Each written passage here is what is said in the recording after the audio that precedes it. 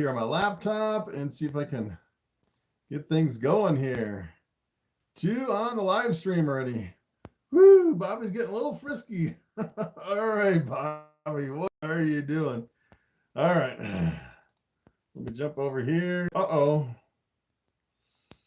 That's interesting. I just lost my internet.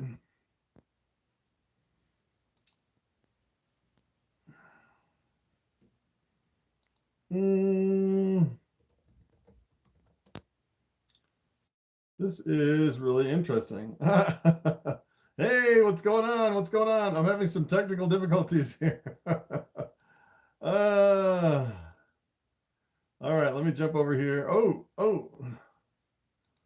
Let's see. Technical difficulties. All right, here we go. We got it. My computer just freaked out. I was like, what is going on? I can't see anything. What is going up? Looks like Kara was the very first comment. Congratulations. All right, what is up? Elise, Teddy. Ooh, a whole bunch of comments already. What is going up? Bitcoin for days. What's up? What's up, Mad Wolf? How's it going? 24 people on already. And 4 thumbs up. First minute and a half into the live stream.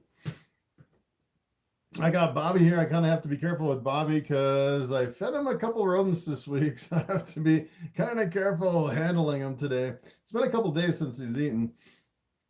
All right. Hello. Woohoo. What is up? Hey, what's up? Greetings from Georgia. It's feeding night here. Wonder how long does it take to feed your collection? So the first question. All right. How long does it take? Usually what I do is I'll start with like my big females and I'll say usually I do like 3 larges, 3 mediums, and a few smalls. And what I'll do is I'll actually go through my collection and just feed some of my snakes. And then if a lot of them don't eat, what I'll do is I'll move those to the other snakes. And then what I'll do is the next day I'll feed again and kind of feed the other half of the snakes. And if actually, it kind of helps that way because if you get to a point where a lot of your snakes won't eat, you can move to other snakes if you're not feeding them all at once. And if you get to like the 2nd or 3rd day and some of those snakes don't eat, I actually go back to the original ones. And sometimes they'll take a 2nd rat. And usually I never waste a rodent because I'm constantly just feeding part of my collection and then going back into it. Hey, got my first super chat. Thank you, Don. All right. The cows, thank you. Yes, all the super chat money goes to feed the cows. Let me tell you, those cows eat me out of house and home. As a matter of fact, I actually just switched to round bales on my cows. And those round bales that I got weren't very good. I'm going to have to find my hay guy actually moved out of state. I have to find another hay guy for my cows. All right. Thank you for the super chat. Awesome. What's going on? Got a female bamboo because of Bobby. All right. It's not like every year I want to hold back a female bamboo and then I have like 10 people like begging me for my last bamboo hatchling and I end up selling every single bamboo hatchling. Every now and then I'll actually keep back like a combination with the bamboo, but pretty much all my straight ones, I've sold them all. All right, what is up? I have one now. It hasn't eaten in 3 weeks. As a matter of fact, Bobby here, the snake that I have around my neck, this is my bamboo ball python. Bobby, he actually went on a really long fast, didn't eat for 2 months, which is kind of crazy. Just came back on food and I started doubling up on the food. I've been feeding him 2 a week to kind of catch him up because he was so far behind. He hadn't eaten for so long, which is pretty crazy. Hey, from Scotland, what is going on over the ocean? All right. Also, you're an hour early for the past few days on the videos. Yeah, so we actually went through daylight savings. So we actually jumped our clocks ahead by an hour. So then in the fall, we fall back an hour. Hey, a $10 super chat. Thank you very much. Trashman0131. Awesome. All right, super chat question. Hey, Chris, just wanted to say thanks again for Lucky. She never missed a meal and is currently weighing 300 grams. That's awesome. So if you actually watched my previous video, Lucky was that it was actually an albino spider pied, possible pastel, and I believe it was I can't remember what it was now. No, it was actually het albino pastel yellow belly. It had kind of the yellow head. I remember that one. It was super small coming out of the egg, and it started eating right away, which is pretty unusual for such a small hatchling. I think that's like the smallest hatchling that I've ever hatched out, which is kind of crazy. But I'm glad it's doing good. That's fantastic. Let's see. Should I start with the ball python for my first snake? There's so many videos that tell me not to, or vice versa. Yeah, that's I've actually seen some of those videos, and it's funny. You actually see a lot of those videos, and it seems like a current trend. Everyone is like, whatever you do not buy a ball python. Ball pythons are terrible, and they get tons and tons of views. And then I've actually seen a lot of people kind of following up on those videos, and especially new people, they're doing kind of the same video, or what they'll do is they'll follow up with like, whatever you do, don't buy a crested gecko, don't buy this, don't buy that. And it seems like a lot of people are just kind of doing it for the views, which is, I don't really do negative stuff like that that really drives a lot of views, but I've seen it seems like it's kind of one of the current trends. But definitely, I would definitely consider a ball python for your first thing. So pretty much ball pythons, the thing I like about them the most is that they're pretty much the least likely to bite out of any other snake. It seems like all the other snakes are a little more, they bite a little bit more, or they get really big. You actually have some of these really big snakes, but kind of on average, I'd say the ball pythons are pretty much your most friendly snake.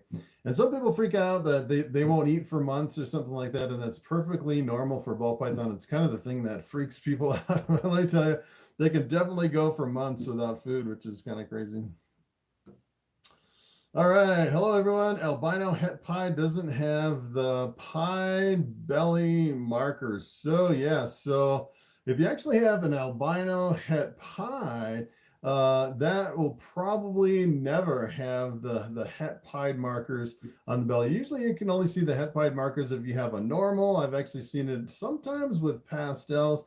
But if you have other genes in there, especially like albino or bananas or corglows, you pretty much never see the belly tracks that can indicate that you have a het pied.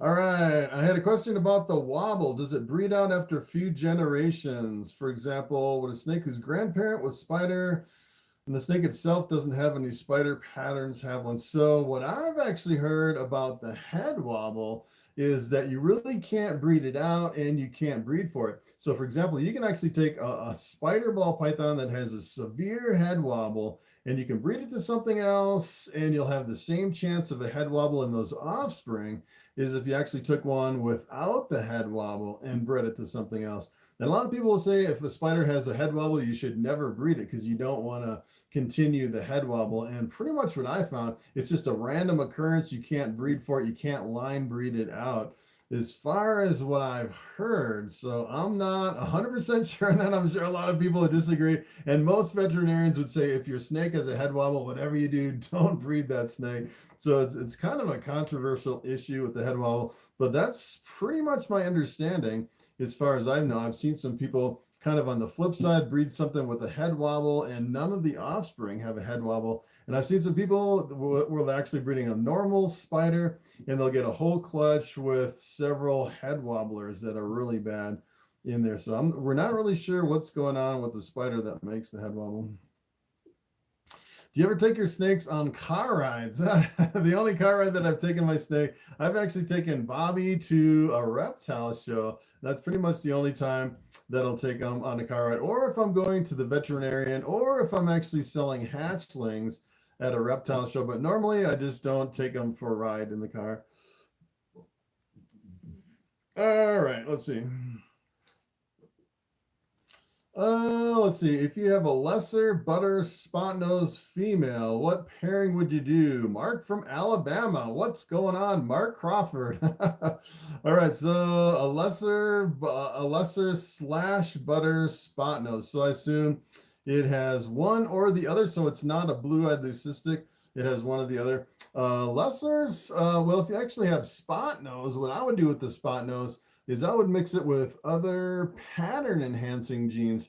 So for example, you can actually take the spot nose leopards work really well together, or you can do like a spot nose leopard pastel, or you could do Enchi or confusion, anything like that with the spot nose will really make some crazy patterns with the spot nose. And of course, with the lesser slash butter, you can make more blue-eyed leucistics with the lesser, which is pretty awesome. I'd probably take the lesser, work it into like a Mojave, and get some really awesome lesser Mojave blue-eyed leucistics. Let's see. Thanks for sharing all your knowledge. Sure, yeah. What are your thoughts on assist feeding? So assist feeding is when your snake will absolutely not eat. And the only time most people pretty much across the board will agree that the only time you want to assist feed is if your snake is never eaten a rodent before. So for example, if you actually have a brand new hatchling right out of the egg, a lot of times they don't know what food is, and you have to kind of show them what food is and actually how to eat a rodent. That's really the only time you want to assist feed, and it can be a little bit tricky. As a matter of fact, just last year I was assist feeding one of my Ball Pythons, and it actually passed away. I've never had one die from trying to assist feed. I've assist fed probably, I'd say maybe about 15 Ball Python hatchlings that I had assist feed that just won't eat week after week. And you get down to, like a month and a half or 2 months down the road, and they absolutely will not eat the live mouse. And you actually have to assist feed the snake. You have to kind of put it in their mouth, and hopefully they'll actually take it. And sometimes it's really frustrating, but that's the only time you really want to do it. And I've actually seen some people ask me, hey, should I assist feed my adult Ball Python because it hasn't eaten for months? And let me tell you, you absolutely do not want to assist feed anything other than a brand new hatchling that has never eaten before. As a matter of fact, if you actually took Bobby here that hasn't eaten in a couple of months and you tried to assist feed them, sometimes it can make it even worse. Then they'll completely go off of food even more, which is kind of crazy. So you definitely don't want to assist feed an adult Ball Python. Can you keep two female Ball Pythons together? Most people would not recommend it. I would say if you're keeping two snakes together that are Ball Pythons, probably two females would be your best bet. I've actually seen a lot of people, well, what they'll actually do is they'll take two hatchlings and raise them up together ever since they were hatchlings. And it seems like people have actually done it with hatchlings, but most people would say they wouldn't recommend it because a lot of times when you put more than one Ball Python in the same enclosure, a lot of times they'll actually go into a breeding mode and they'll go into a really long fast. And you definitely don't want that with Ball Pythons. What's your favorite retic morph? Yeah, so I really don't know anything about retics. I watch those retic channels and they're just kind of going through all the different morphs, and some of them are absolutely stunning. And I know maybe 3 or 4 retic morphs, but other than that, I really don't know my reticulated pythons. Blackbirds, burrowed exotics, and fishing. What is up? I got bit by an adder a few years ago, and it was what got me into snakes. 6 balls, 3 hognose, 1 milk. Awesome. Let's see. Does PetSmart sell male pythons? I'm not sure if they even know what males and females they have. As a matter of fact, when you buy a snake from some of those big stores like PetSmart or Petco, a lot of times they'll just sell them as fancy ball pythons, and even the people at the store don't know the genes, and I'm sure they probably don't know the gender of the snake either. So it's sometimes it's kind of a gamble buying from some of those big box stores like that. Have a yellow belly. Awesome. Don't go to PetSmart. I've actually seen some people get pretty good deals buying at PetSmart and other stores like that. So it's kind of a double-edged sword. One thing that I really don't like about PetSmart is that for ball python hatchlings, especially really small ones, you really need to feed live mice to those hatchlings. And most of those stores have a store policy against feeding live mice to ball python. So sometimes you get into a problem where they'll have a baby ball python and they won't be able to properly feed it because of the regulations. And sometimes you'll see them just kind of waste away in the store, which is pretty unfortunate. It's kind of a catch-22 when it comes to that. Trying to find the age of my snake. She's 135 grams. How old do you think she is roughly? So when it comes to the size of a snake, you really can't tell how old it was. As a matter of fact, I actually picked up a ball python on Craigslist, and it was kind of interesting. I guess there was two roommates that lived together. One guy bought a ball python, and then he moved out of the apartment and left his ball python with the other guy. And the other guy didn't really know what he was doing. He wasn't really researching. And what he actually did is he fed that ball python one small mouse hopper once a month. And let me tell you, that is not enough for a ball python. And he actually gave it away for free. And when I got that ball python, I think it was about a year old and probably about 135 grams. I could not believe it. I was like, are you sure this is like not a brand new ball python, only 135 grams? Usually at 135 grams, I'd say they're probably just a couple months old at about that way. But you can never tell. They can be a lot older than that. Looks like we got another super chat. All right. Thank you, AI. $4.99. Appreciate the super chat. The cows, thank you. It all goes to feed my, I actually have 4 black Angus cows that eat quite a bit of hay that take a lot of money every month. Just kind of as pets. As a matter of fact, once it warms up and all the snow melts, I definitely want to do some more videos with the cows and the ducks and all my animals, which would be pretty cool. It's pretty cold and swampy out there right now. All right, let's see. I went a little crazy and bought an albino VPI axanthic pinstripe female. Nice. That is awesome. So albino VPI axanthic is actually a snow with the pinstripe. That is a pretty amazing combination. So it'd be a completely white snake with the red eyes, and you might be able to see the pinstripe a little bit through that combination, which is pretty awesome.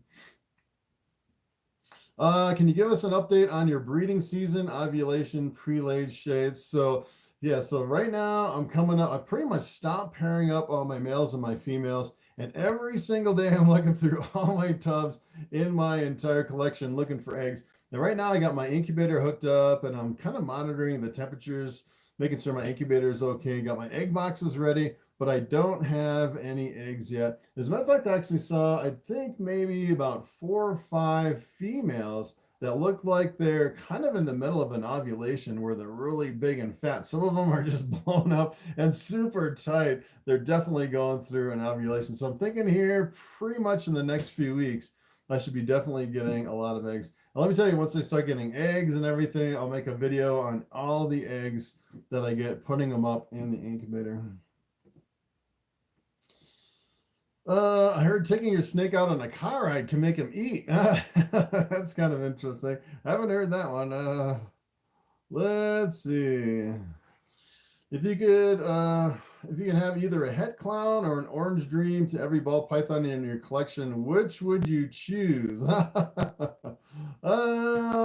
clown or orange dream? That's a hard decision. I'd probably go, I don't know. I'd probably go with the orange dream because you could actually see it in every single snake. Although if you had het clown and everything you bred together, you had a possibility of a clown combination coming out of that. That would be pretty powerful. I'd say pretty much in the long run, as far as making the most return on investment, your het clowns would probably pay off more than your orange dream. Of course, if you had orange dream in every single snake and then you produce super orange dream combinations in everything, that would be pretty powerful too. Let's see. I have a pastel ivory and a fire lemon blast spark. Any ideas what morph would come out of them if I breed them? So yeah, so if you have a pastel ivory, that's a super yellow belly with the pastel. And if you have a fire lemon blast spark, that's a fire pastel pinstripe spark, you would actually get a yellow belly spark, which is the Puma, which is an allelic combination, which is a pretty awesome combination. So you actually get Puma combinations. You get everything would be yellow belly. You would have some super yellow bellies, some super blasts. You'd have a whole bunch of stuff. That's a pretty good pairing. As a matter of fact, you'd have a lot of awesome combinations coming out of that. All right, let's see. How long should you let a ball python alone for when you get your first one? So this is pretty debated. I've actually seen a lot of people put videos out that say if you get a brand new ball python, you shouldn't touch it for like a week or 2 weeks. And I think you should actually handle that snake a lot right from the get-go. Of course, if you actually get a brand new ball python, you definitely want to quarantine them and move them to a place away from your other snakes. If you have other snakes, if it's your only ball python, you really don't need to quarantine. But I'm kind of on the side of, handling my ball pythons right away as soon as I get them and getting them really comfortable to being handled as far as handling your ball python. I had 2 snakes paired a few weeks ago, and now the female is going into shed. Is this the pre-ovulation shed? That is always the question. Is it the pre-lay shed? And a lot of times I've actually seen sheds right before, where I thought they were going to be like a pre-lay shed, and come to find out it wasn't a pre-lay shed. So sometimes they can kind of trick you with the pre-lay sheds. One of my snakes has escaped. Oh no. Will they come out eventually, or will they crawl into the wall and die? So yeah, so if you have a ball python, keep in mind most ball pythons are nocturnal, so they'll actually come out at night. So what I'd actually do is wait till the middle of the night, turn all the lights off in your house or wherever you think it escaped, and then like in the middle of the night, wake up and then turn all the lights on. A lot of times they'll actually crawl out into the open in the middle of the night, because a lot of times they can be nocturnal. But yeah, if you lose a snake, sometimes it could be kind of exasperating. I actually lost one in my house that I never found, but it was a super skinny, it was actually a California king snake, really super skinny. What I would actually do is, if you lost a snake, I would go around everywhere in your house where you think that snake could squeeze through, like all the heater vents and all the cracks in the walls and everything, and just kind of plug everything with towels or rags or something, so you can contain it within the room so it doesn't slip out into like a heating system or an air conditioning system or something like that. Kind of snake proof your house to make sure it doesn't get in between the walls or something like that. All right, let's see. I got a cinnamon sugar. What would you breed to her? Yeah, so what I like is the cinnamon. I like the 8 balls, the combination of the cinnamon and the black pastel, which would be pretty awesome. And sugar is pretty much the same as calico. What I'd actually do is take that and breed it to a bamboo. It's one of my favorite sugar calico combinations, is the sugar bamboos, which is pretty awesome. Another thing you can actually breed to your sugar is a spider. Some people are kind of against spiders because of the potential head wobble. But let me tell you, if you actually work it in with the spider, you can make some of the most amazing combinations, especially if you work in like pastel, orange dream, spider, in with the sugar. You can make some pretty amazing combinations. Maybe work some yellow belly in that too. I saw a fancy ball python at PetSmart, and it looked like it never ate even once. Yeah, so that's kind of the disadvantage of kind of the whole thing over at PetSmart. Let's see. In Scotland, if you feed live, you get your snakes taken away from you. Wow, that's crazy. Unless it is proven by a vet that it will not eat anything else. That is pretty amazing. Yeah, a lot of different countries have a lot of different rules. As a matter of fact, I was watching someone else's live stream. They had someone from Australia on the live stream. And apparently in Australia, there's no ball pythons. You can't even own one as a pet, which is kind of crazy. And the people in Australia are saying, yeah, I've been watching all these YouTube videos of all these ball pythons, and I know probably more than everyone in the United States, and we can't even have a single pet ball python, which is kind of crazy. I can't believe the rules in some of these places. My ball python is 1,300 grams. Can I breed her? 1,300 grams, you can breed a male, but I wouldn't breed a female at 1,300 grams. I'd probably wait one more year until she weighs pretty much the lightest I've ever bred a female is about 1,450 grams, which is kind of right on the edge of 1,500. But keep in mind, if you breed them too small, like if you actually bred them at 1,300 and they developed eggs, sometimes those eggs can be too big for a small snake to successfully pass them out of their body. And if they get egg bound, potentially that female could die from being egg bound from breeding at too small of an age. It's pretty much the same with any animal that, you know, like with dogs or cows or anything like that. You definitely don't want to breed them too small, because being pregnant and the whole thing of, you know, the birthing and everything can actually kill them. Yeah, way behind on the questions. Wow. All right, yeah, so yeah, I'm gonna have to jump ahead like 40 questions here. Woo. All right, let me just kind of scan over these. All right, let's see.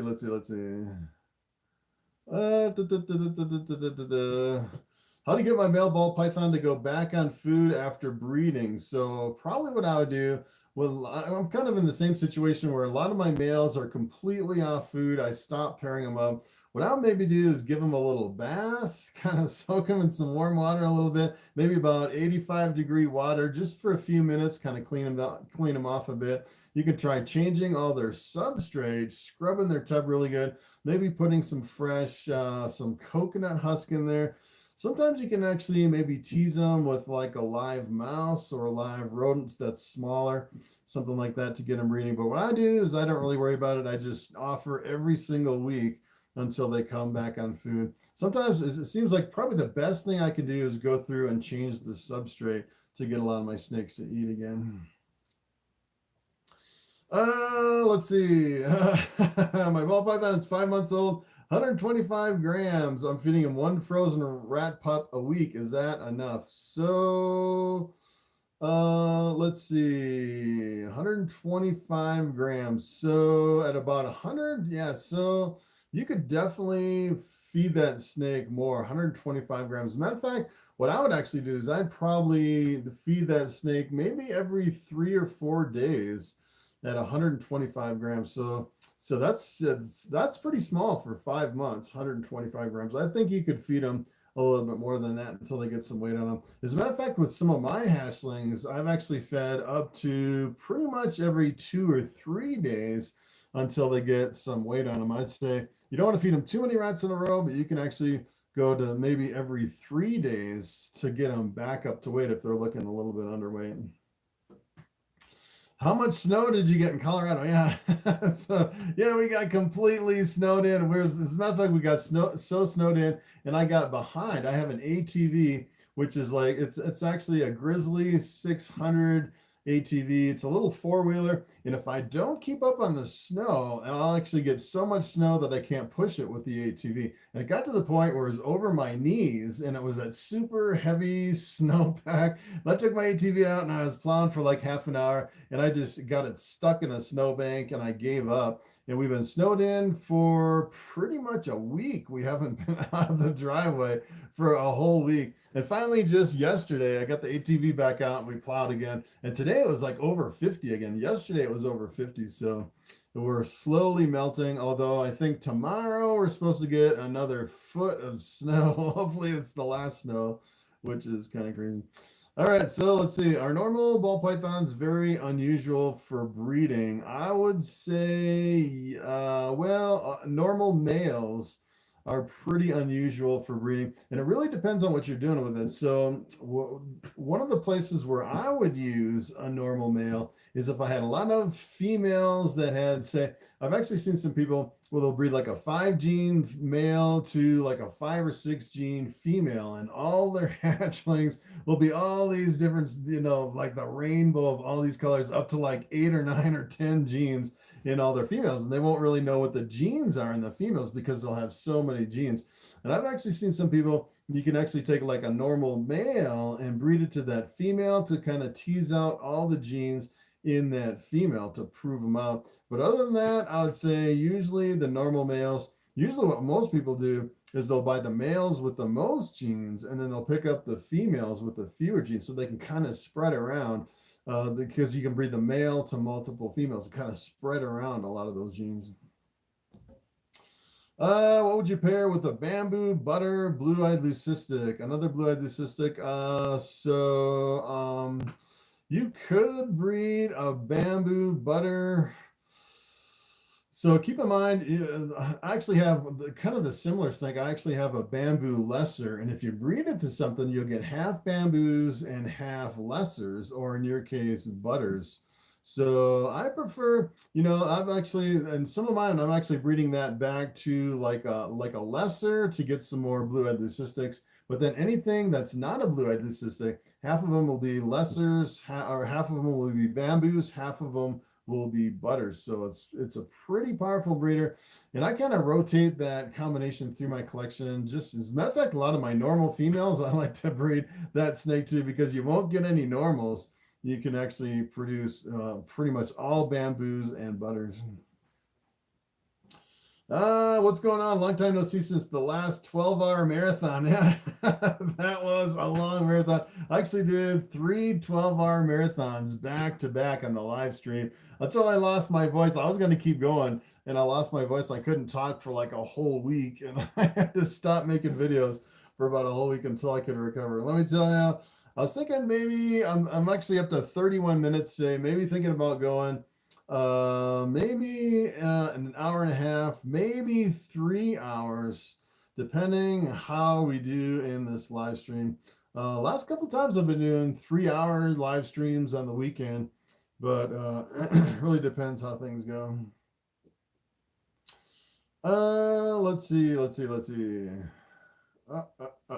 I'm way behind in these comments. All right, let's see. I don't really want to miss anyone's comments though. Where is the best company or breeder to purchase Míč Python? I'm not sure about that one. I'm pretty much just a Ball Python guy. Let's see.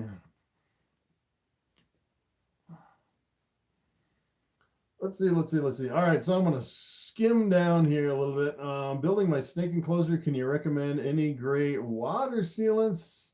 So for a snake enclosure, like a big one, I would probably just use like an aquarium sealant as far as like building a snake enclosure. Make sure it's completely cured, but I would think like an aquarium sealant would work good for just about anything.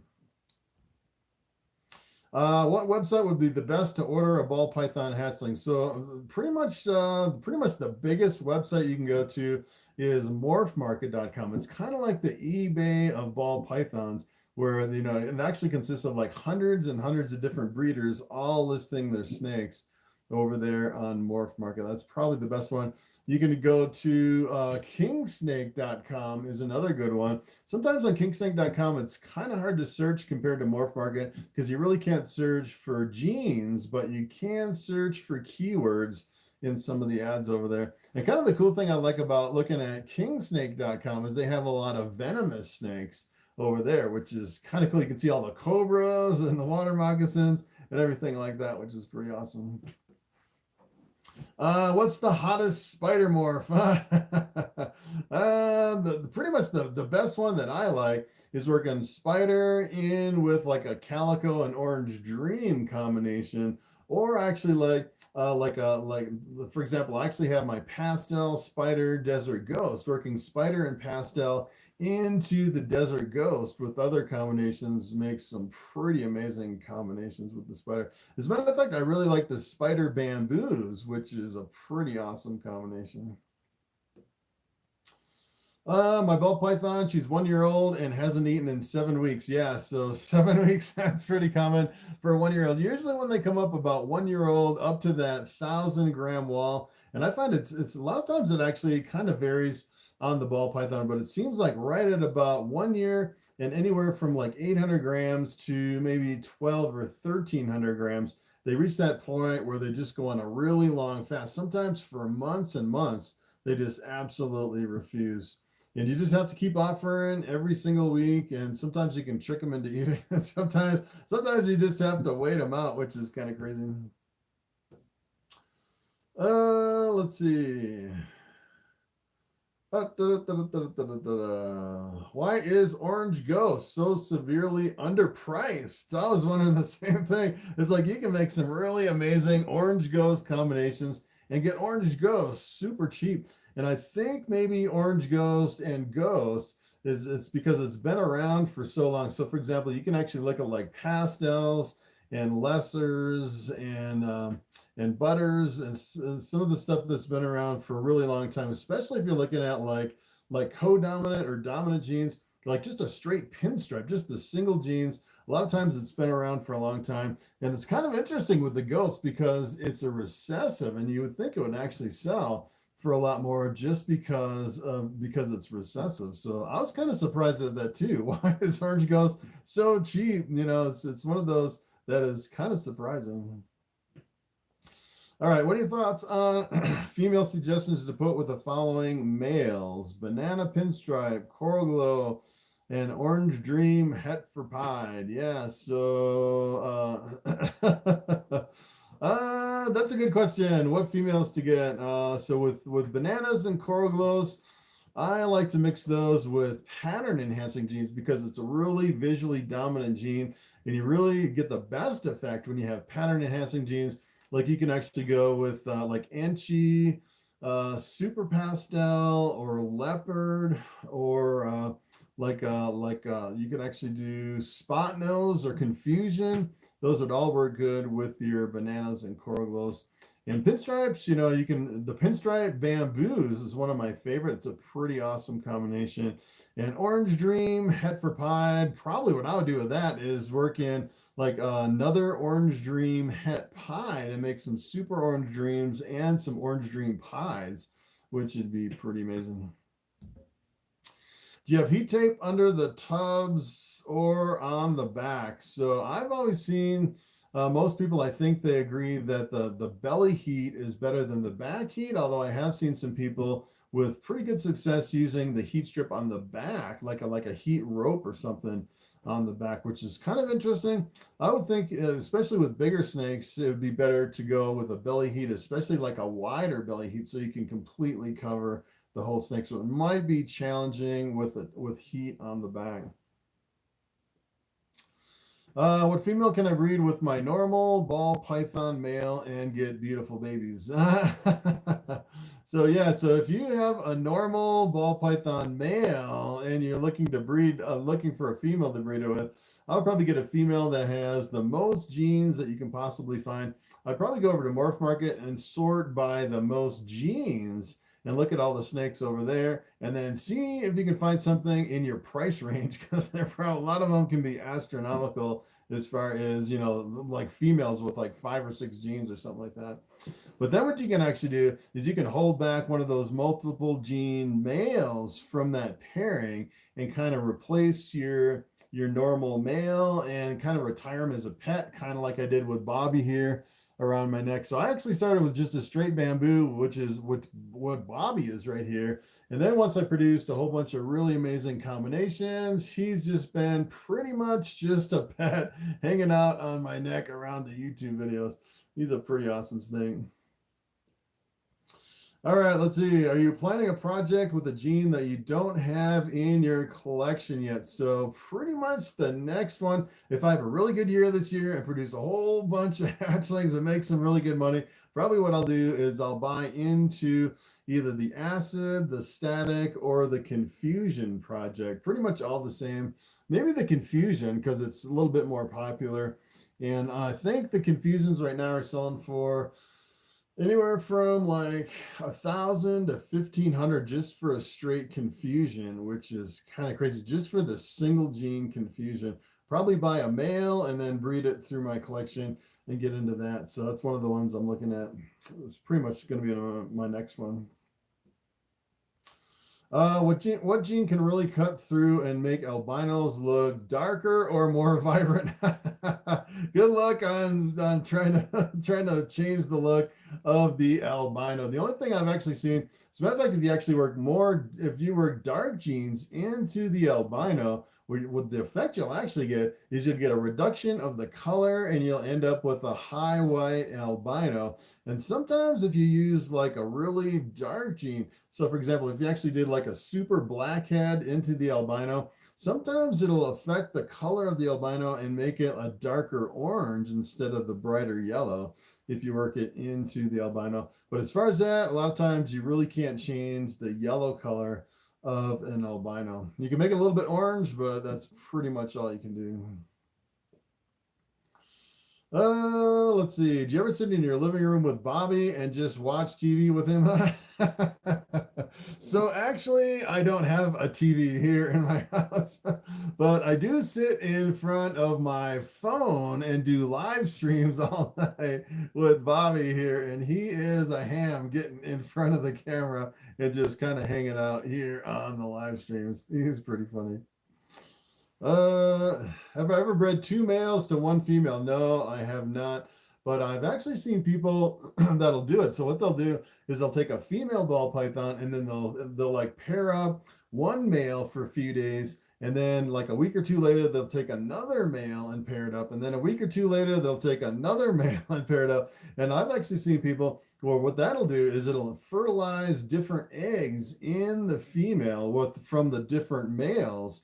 And then when those eggs hatch, it'll be like a whole rainbow of all these different hatchlings from all the different males that were paired up with the female, which is kind of an interesting way to do it. So to kind of diversify your females. The only thing you really don't want to do is take like a recessive and do that, because a lot of times you can have, you know, possible recessive genes floating around from doing that kind of a pairing. I'd probably just do like dominant or co-dominant, doing something like that. What should a healthy baby ball python look like? That is a very good question. I'd have to show you one in order to see it. So like I am like way far behind on all these comments. All right, we're like, well, I'm like 50 comments behind, but I'm just going to keep going down the list so I actually catch everybody's question here. All right, hello from Sweden. I got a snake that consists of Hingine, Woma, Lucifer, Shatter, Mojave, but I can't find much about Shatter and Lucifer. So I haven't done anything on Shatter or Lucifer yet. Those are both on my list of genes to look into and do. And sometimes what I'll actually do is I'll kind of go back and forth between some of the morphs and then doing some of the live streams, and then just doing like the top 10 and like reptile room hacks or something like that, instead of just doing all morph reviews. So I kind of mix it up a little, and there's quite a few that I haven't done that I have to look into. Shatter and Lucifer. There's some other ones that I haven't done either, so I'll definitely be hitting those in the future. Do you like the Western hognose? So here in Colorado, the hognose are a native species, so I can go out in the woods and find hognose here in Colorado, and we actually have restrictions and limitations as far as keeping and breeding hognose. I think you can only keep just a few hognose as far as keeping them or breeding them. I haven't really looked into the regulations. All right, Bobby, I'm gonna take a drink.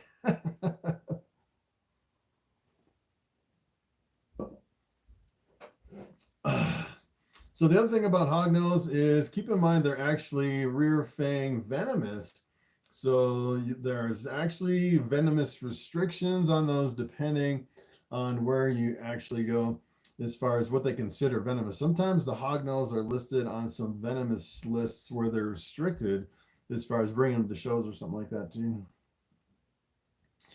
Am I going to have any babies from Bobby this year? So this year, Bobby's kids are doing all of the breeding. So yeah, so I will have the same line of bamboo breeding through my collection. Probably one of the biggest ones is I took Bobby and bred it to a lesser and got the bamboo lesser. And now I'm taking that snake and I'm breeding it through a lot of my normal females. So if I actually took Bobby and bred it to a normal, I get half normals and half bamboos. But if I take his offspring, the bamboo lesser, I'll actually get bamboos and lessers, and I won't get any normals. So, and I actually have another one that I'm raising up, which is a pastel pinstripe calico bamboo that is going to be a future breeder here in a couple of years, which I'm looking forward to, and I can kind of keep replacing some of the ones that I'm working with.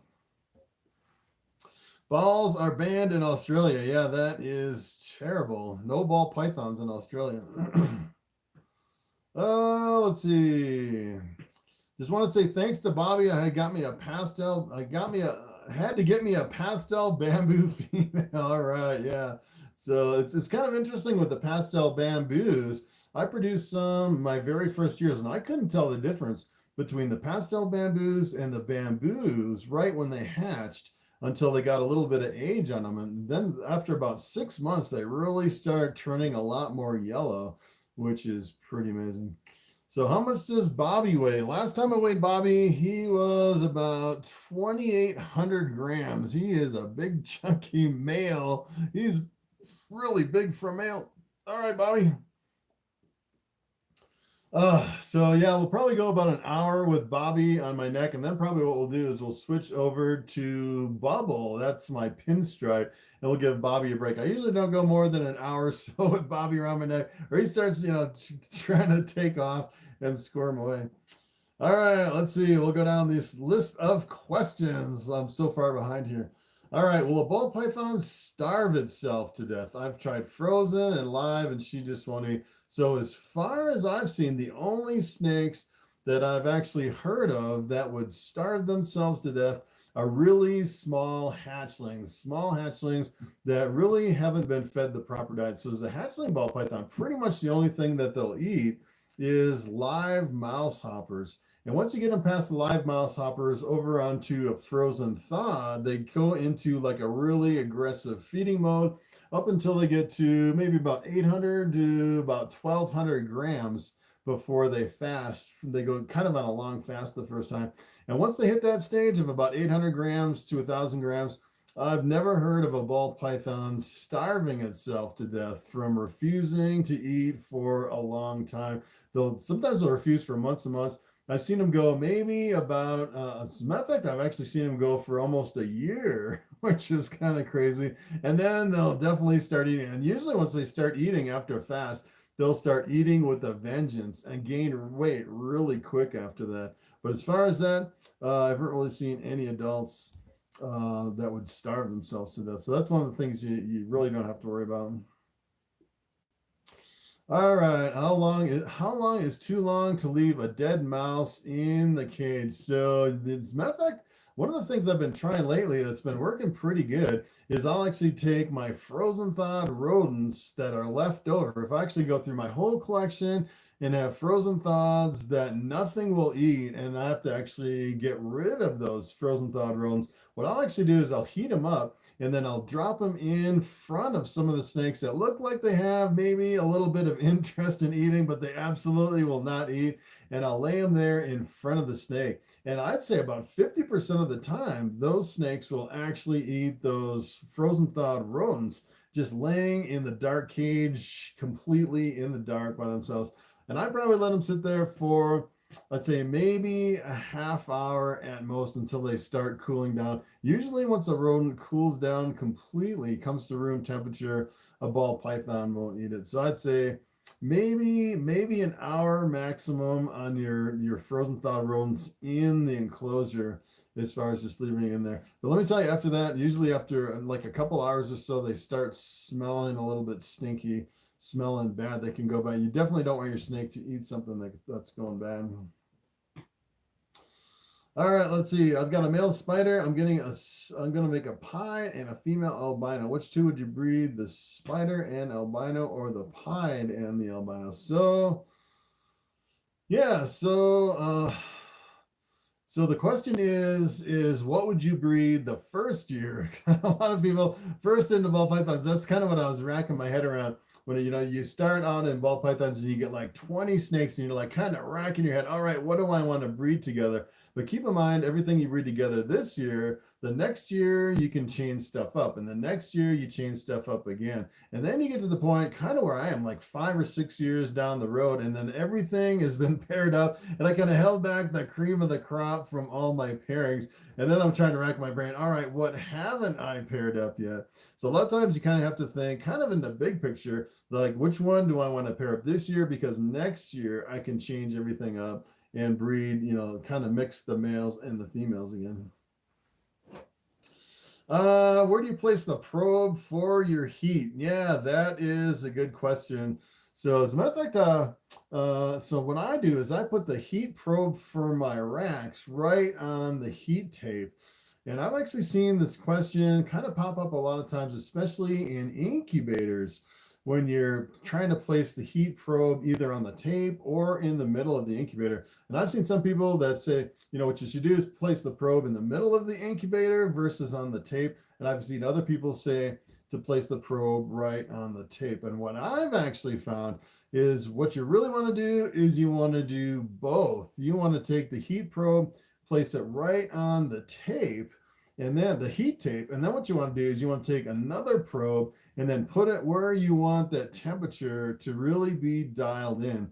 So for example, if you actually had your, like in an incubator, if you put the heat probe right in the middle of the incubator, and then you set the thermostat to 90, what's actually going to happen is that heat tape is going to go on maximum. I don't know how hot a heat tape is. Really depends on your heat tape, but that thing could currently crank up to like 100 or 110 degrees, and it'll just cook everything over right next to that heat tape until the probe in the middle of your incubator hits 90 degrees.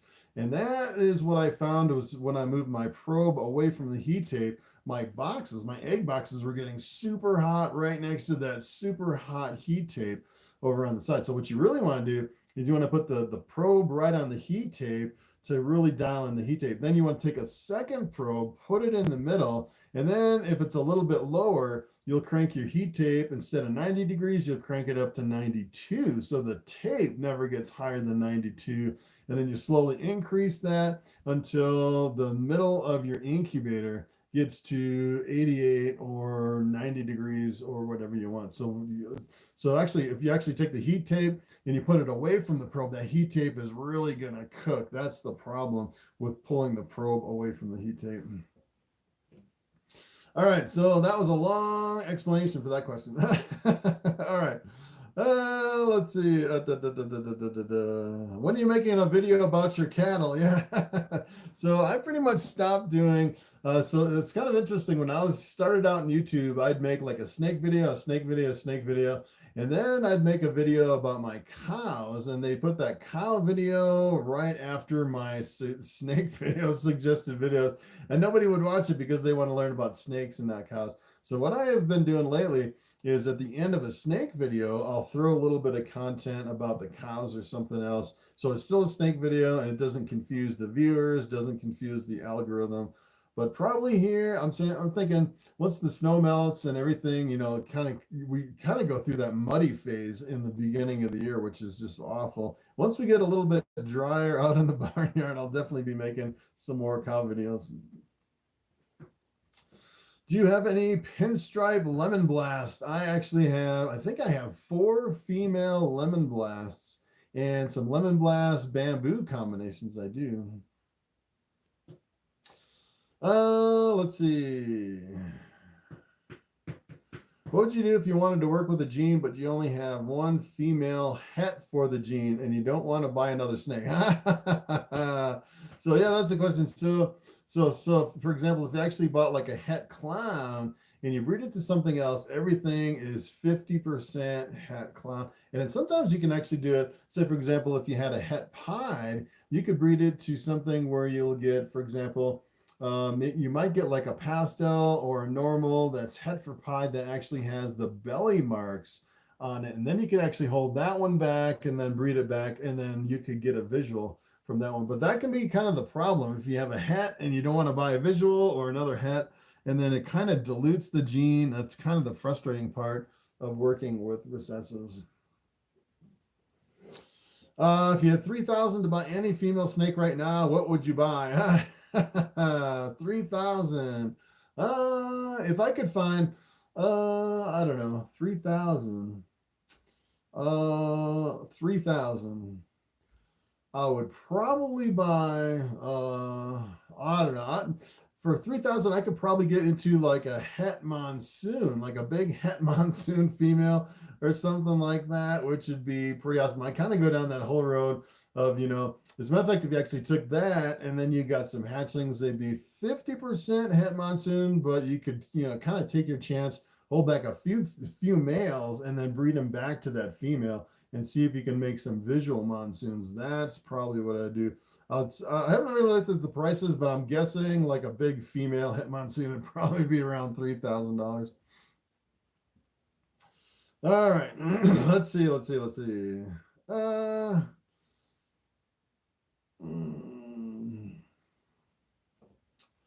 Is there anything that would raise a red flag for you when looking to order from Morph Market? So some of the things that turns me off on Morph Market is some of the seller policies, like if you don't pay it off in 30 days, you lose all your money, something like that. I would definitely, I don't know, it's just a personal preference as far as that. Some people say kind of beware of new people over there, but I'm not sure. It seems like with new people, you may be able to get a little bit better of a deal. Maybe you can actually help out someone new in the hobby. I don't know if there's anything specific that I would really look out for when buying over on Morph Market. Let's see. What kind of morph would you personally breed to a super Mojave possible? Well, let's see. Wait. Yeah. So super Mojave possible het mystic. Yeah. Wait a minute. You actually can't have so mystic is not a recessive first, and then you can't have a super Mojave mystic because mystic is in the blue-eyed leucistic, and you couldn't have the 3 genes in there. So you'd either have a super Mojave, which would be an all-white snake with kind of a gray head, or you would have a Mojave mystic, which would be a mystic potion, which would be kind of a purplish snake. So it really depends on what the snake looks like. So assuming it's a bright white snake, like a super Mojave, I'd probably breed that to like a GHI, make the Mojave GHIs, which is pretty awesome. You can also breed it to anything in the blue-eyed leucistic and get an all-white snake. In the mystics, the mystic potions are pretty awesome. I'd probably try to reproduce the mystic potions if you did have a Mojave mystic. Let's see. All right, so I'm gonna scroll way down. I think I'm like 50 comments behind. All right, so I'm going way down to the bottom. All right. Hey again, what's up, Matthew Christopher? I'm coming down to the bottom of the comments since I'm like 50 behind. If I got way far behind. All right. Yeah, water misting, don't overdo it. So I actually did water misting for a while, and I actually went to the little watering cans. That's what I like the best, is the watering cans. Have I ever lost a snake? Yes, I have lost a snake here in my collection, and I never found it. It's been like 3 years. There's a really tiny California king snake, really super tiny, like as thin as a pencil, which is kind of crazy. And it got away, and I lost it. It's just gone. I think I might have got it in like the heat system, like the vents or something. Spent hours watching your videos yesterday. Thank you. All right, yeah. So I don't know if I can keep up with these comments. Lots of comments. All right. How do I know when to stop breeding my male? How much weight loss is acceptable? I just breed. Usually I just pair up in mid-October, and I keep cycling through until about 5 months later. So I'd say I'd probably pair up maybe once or twice a month. Probably I'd say maybe twice a month for about 3 or 4 days at a time, maybe a maximum of 5 days per female, twice a month, and just keep cycling it through for about 5 months. A lot of times you can actually, if you're really professional about it, you could buy an ultrasound, look at the follicle size. A lot of people, they'll start pairing their females when the follicles are 10 millimeters, and then they'll pair them up again at 20 millimeters, and then 30 millimeters, and then maybe one more time over at like 45 millimeters right before they ovulate. So that would be the ideal way to know exactly when to pair up your snakes. Let's see where we're at here. We're at 59 minutes, 25 seconds, 91 people on the stream. That's crazy. All right, so I'm going to switch snakes. I'm going to get Bubble. I'm going to give Bobby a break here. He's been out for an hour. And we'll get Bubble. Bubble is my pinstripe female, who I don't know if she's going to breed this year. She might breed. I don't know. She's got some good body condition, but she's definitely not to ovulation yet. This is Bubble. Bubble, I think, is even more tame than Bobby's super tame pinstripe, which is kind of crazy. Puppy dog tame snake. And she'll probably just sleep on my shoulders for the next hour, which is kind of crazy. All right, let's see. What's up, Robert Bailey, Chris and Bubble? Let's see.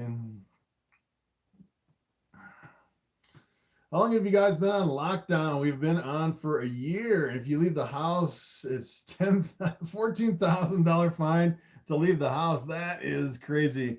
Yeah, here in Colorado, you can do anything and go anywhere. You can still get haircuts. They've never really shut everything down. As a matter of fact, if you actually go to my church, they do live streams on the internet. We don't walk into the church building, but every single week through the whole pandemic, they've all been gathering together in the sanctuary. No masks, no social distancing. They're all singing. It's like nothing is different. It's completely crazy over here in the United States. A lot of people, like, you look at some of like the biker rallies or something like that. Nobody's wearing masks.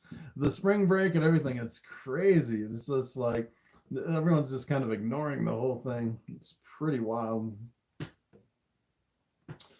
Do they have something like AA for snakes? Yeah, the best cure for snakes is to buy more snakes. Now, the thing that really helped me to kind of get over my obsession to buy more snakes, to keep buying them and buying them, I think, is my very first year when I produced like over 100. I think my first year I produced, I think it was like 115 hatchlings.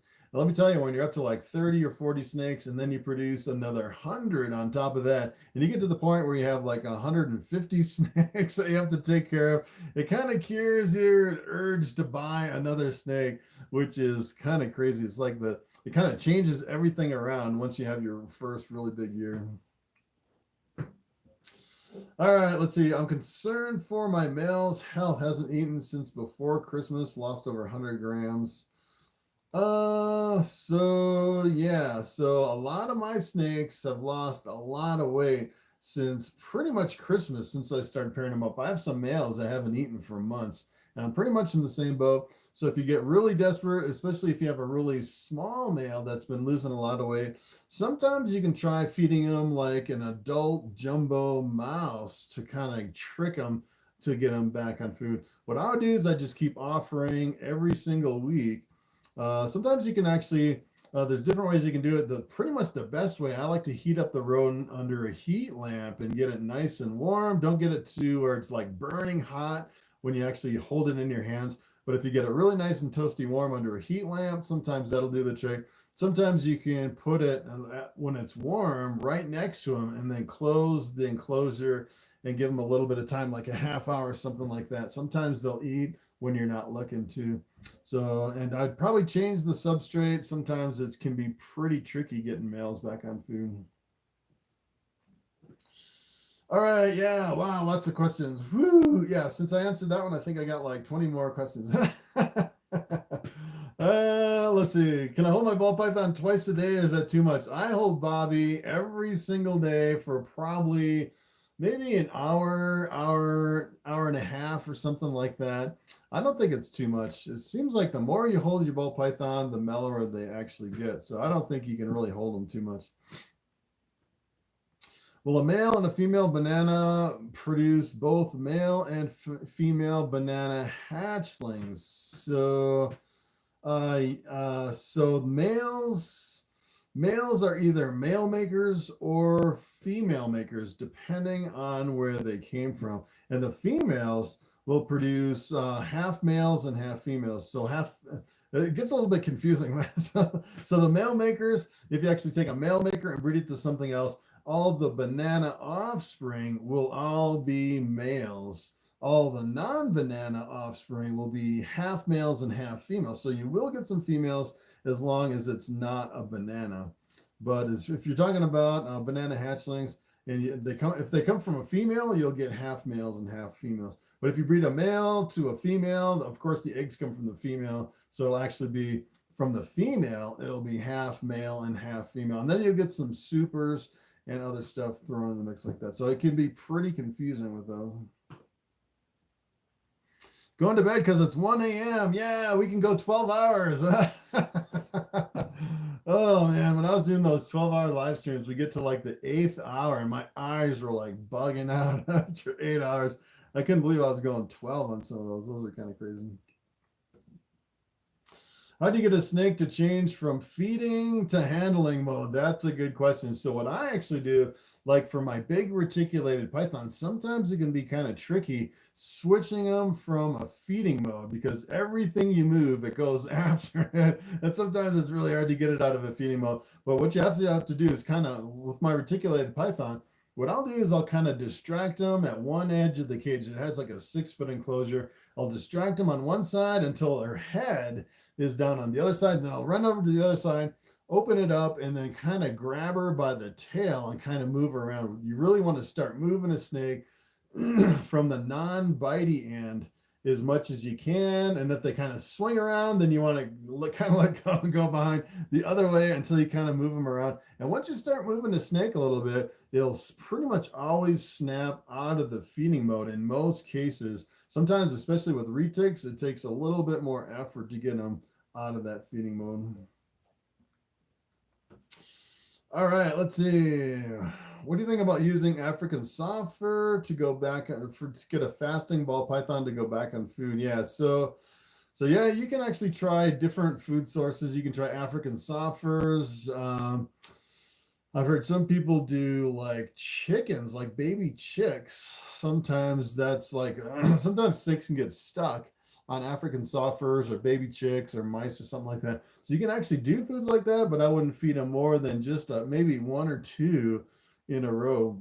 You definitely don't want them stuck on those foods. Do you think the Orange Dream, Super Orange Dream jeans will drop down in price anytime soon? I don't know. The Orange Dream and oh, come on, Bubble. What are you doing? So the Orange Dream and Super Orange Dream are pretty popular and they're pretty awesome combinations. I don't know if they'd go down in price. Do you like the cryptics or kryptons? Yeah, so I recently discovered the cryptic gene. So the cryptic is a recessive. The krypton is het for cryptic and het for clown. You work other genes into that and make some really crazy combinations. And I just kind of stumbled into it just like 6 months ago. It's a pretty amazing combination. And when you work other genes into it, you can make some pretty amazing combinations. You're curious if I have any in my collection. So kind of the weird thing is I actually produced pastel desert ghost hatchling just kind of out of the blue. I didn't realize that one of my snakes was het for desert ghost. And I had sold that snake and someone came back like a month later and they said, hey, I think that pastel desert ghost may have been a cryptic or a krypton, which is, that's kind of interesting. If it actually was, it would have been worth like thousands of dollars more than I sold it for. So I'm actually doing that pairing again, and I'm going to keep a close eye out to see if I can reproduce any cryptics or kryptons from that pair, which sometimes you'll have these recessive genes kind of floating around in your collection. And sometimes you can sell something and someone will get a deal because you won't identify the genes in the combination. And that could have been a really good deal. If that was like a pastel desert ghost krypton, that would have been worth a lot of money. Let's see. I saw that you use press and seal on your egg tubs. Is that necessary to use, or could you go without it? So that was like the key for me hatching ball pythons. The first year when I was in ball pythons, I tried everything. I tried the lids, I tried paper towels, I tried a whole bunch of stuff. I tried to adjust the humidity in my incubator. And the only thing that really dialed it in for me was that press and seal on top of the egg boxes. And ever since then, let me tell you, I won't go back from press and seal. It's like you just seal it up and then leave it for 2 months and then it's always perfect with the present seal, which is kind of awesome. So I definitely use present seal, and you don't really need any ventilation, which is the weirdest thing. You would think you'd need some air holes or something, but you just seal it up with present seal and put it in there in the incubator at 90 degrees for 2 months, and then just come back 2 months later and you have hatchlings. It's crazy. Let's see. If I want my ball python to grow as much as possible, how much should I feed them? So I would say it really depends on how much your ball python will eat. That is usually the limiting factor. I would say if you want it to grow as fast as possible, you can probably feed your ball python every 4 to 5 days to actually pretty much get it to grow as fast as possible. At 100, let's see, he's a foot long. Let's see, a foot long, 5 months, and 110 grams. So, as a matter of fact, for small snakes like that, just 110 grams, you could probably feed them 3 times a week. A small snake like that to get it up to size. Usually with bigger ones, you have to slow down. Usually you get to the point. That's kind of the hard thing with a mouser is a lot of times you'll feed a mouser like 1 mouse and then maybe 2 mice. And then they'll just absolutely refuse to take a third one. Versus if you're feeding them rats or something like that, you can feed them a really big rat that's like equivalent to like 6 mice as far as the rodent weight on that. So that can be a little bit challenging. If 2 ball pythons together that are used to each other and friendly towards each other, could they be housed together? So yeah, I'd say most people say don't house ball pythons together in the same enclosure. Although I have heard of some people putting them together full time for their whole life.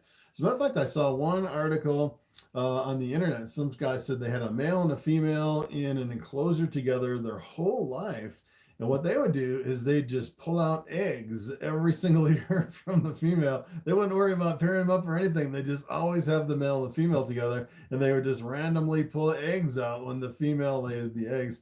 And it'd be kind of interesting to do that, to keep them together full time. But I've actually housed snakes together, and it seems like if you're housing them together full time, it seems like they tend to fast a lot more and they're harder to get to eat. They go into the breeding mode and they just stop eating. And that's kind of the challenging part.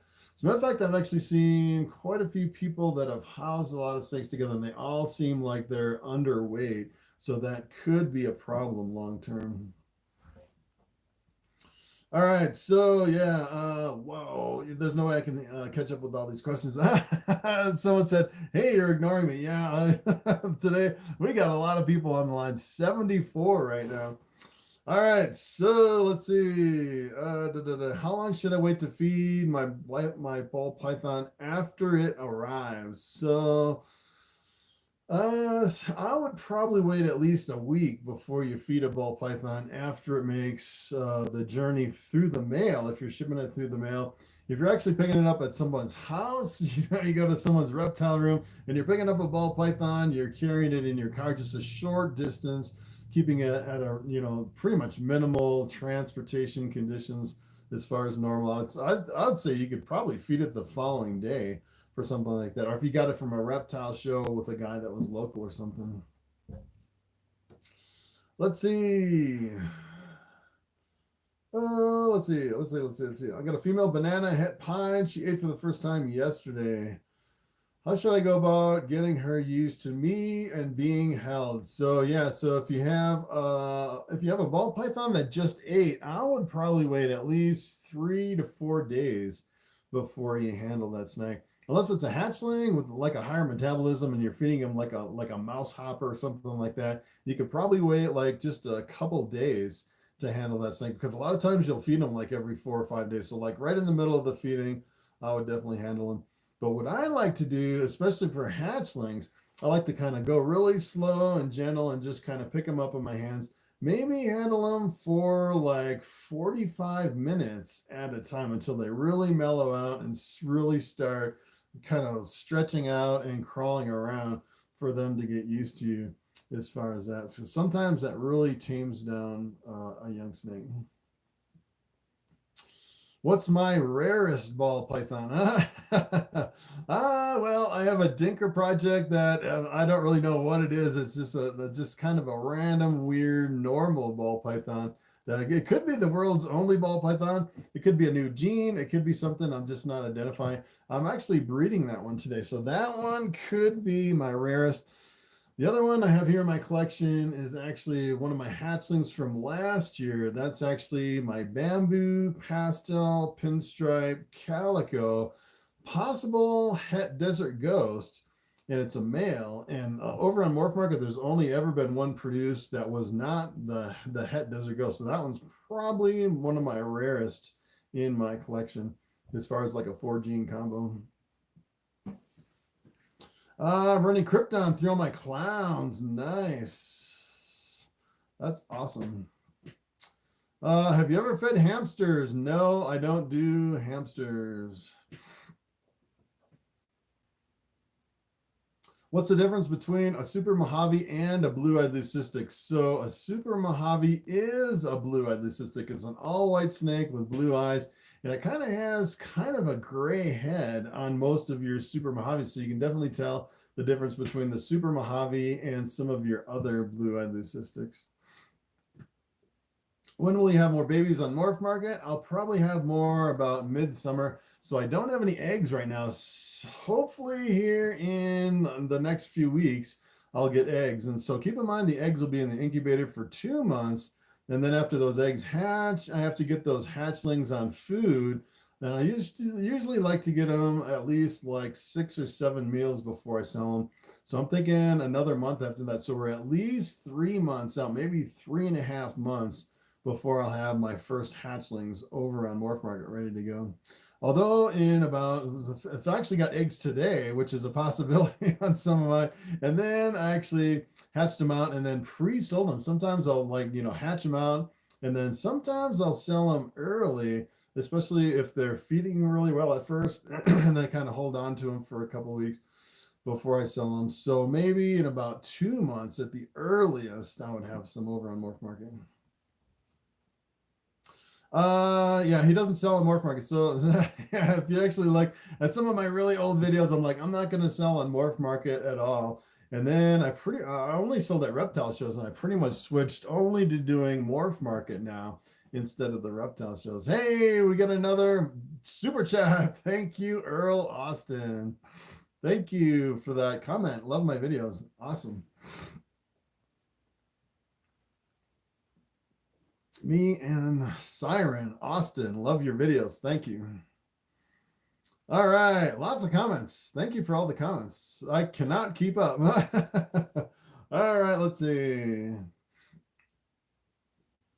How often should I remove humidity from the incubation tubs? Good question.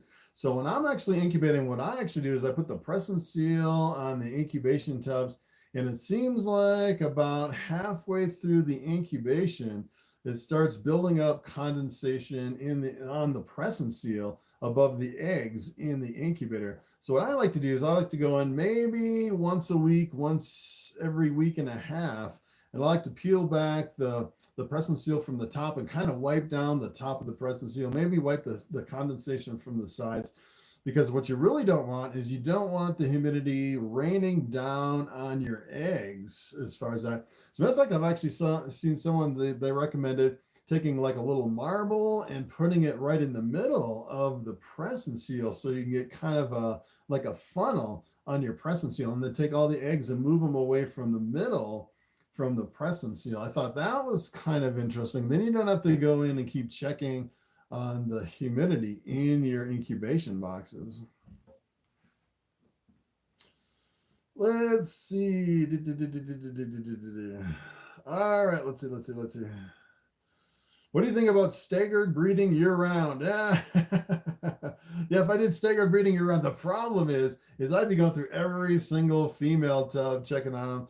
I mean, you can do, I think you'd be more productive if you did staggered breeding year-round, but I prefer to have really defined seasons where I'll have like the breeding season, the pairing season. And I think it's a little bit easier as far as logistics, as far as what you're pairing with everything else. So for example, I actually took all my males, I bred them through all my collection for about 5 months. And now I can take a break and kind of recondition all my males and figure out my whole breeding season for the following year. I have all my females free, I have all my males free, versus if you're doing like a year-round breeding, or you're like, all right, I'm already taking this male and I'm breeding it through multiple females, and that male is already occupied by some of the stuff that I'm already doing. I don't know. I think it'd be a lot more logistically difficult to actually trying to figure out what to pair with what, doing a year-round breeding versus doing seasons. But I think he would be more productive.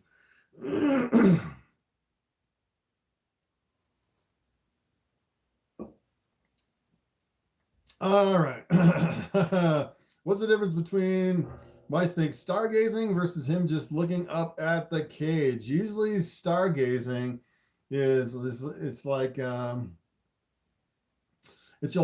snake can't tell up from down. Sometimes it'll like look up and kind of tilt its head at an angle and just kind of sit there and stargaze. But if it's usually, you know, that well, I guess if you don't know, it's kind of hard to tell the difference between one versus the other. If your snake has a wobble, usually what you can do is you can kind of hold it out at a kind of at an angle like this and see how it kind of like on this snake, if you can kind of hold it straight out like this, and if it slowly drops its head or holds it steady in kind of a straight or kind of straight down like that, then it doesn't have any head wobble. But usually with head wobble, you'll get some like corkscrewing, or it'll move its head back and forth and sideways. You usually can tell really bad head wobble if you kind of stretch out the head and let them kind of control it on their own. It's kind of usually an indication of head wobble. All right, let's see. I'm going to go all the way down to the bottom. Sink the frog. Do you think a new breeder would have better luck selling hatchlings at an expo or on Morph Market? I don't know. I don't know if a new breeder would or not. That is a very good question. At an expo or on Morph Market? So one or the other. I would say probably your best luck would be at a reptile show, at an expo, because everybody's there, they're looking at you and they're looking at your snake, versus if you're like a brand new breeder and you put something over on Morph Market, sometimes there could be a lot of competition over there. I don't know. I've never really had a problem selling on Morph Market. It seems like so many people look at snakes over there, and everybody's looking at all the new stuff popping up all the time. Well, of course, on an expo, you can unload your snakes really fast too.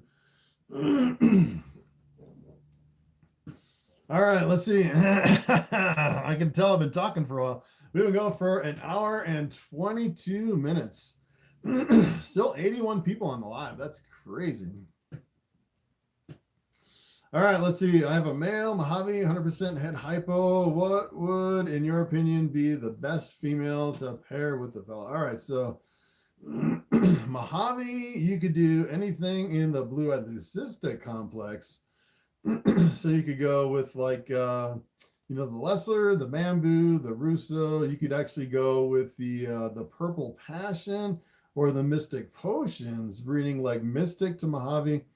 At hypo, you could go for ghosts. What I actually like to do with the ghosts is I like dark genes with the ghosts, and then you can produce some gray snakes, like a steel gray snake, which is pretty awesome with the ghost.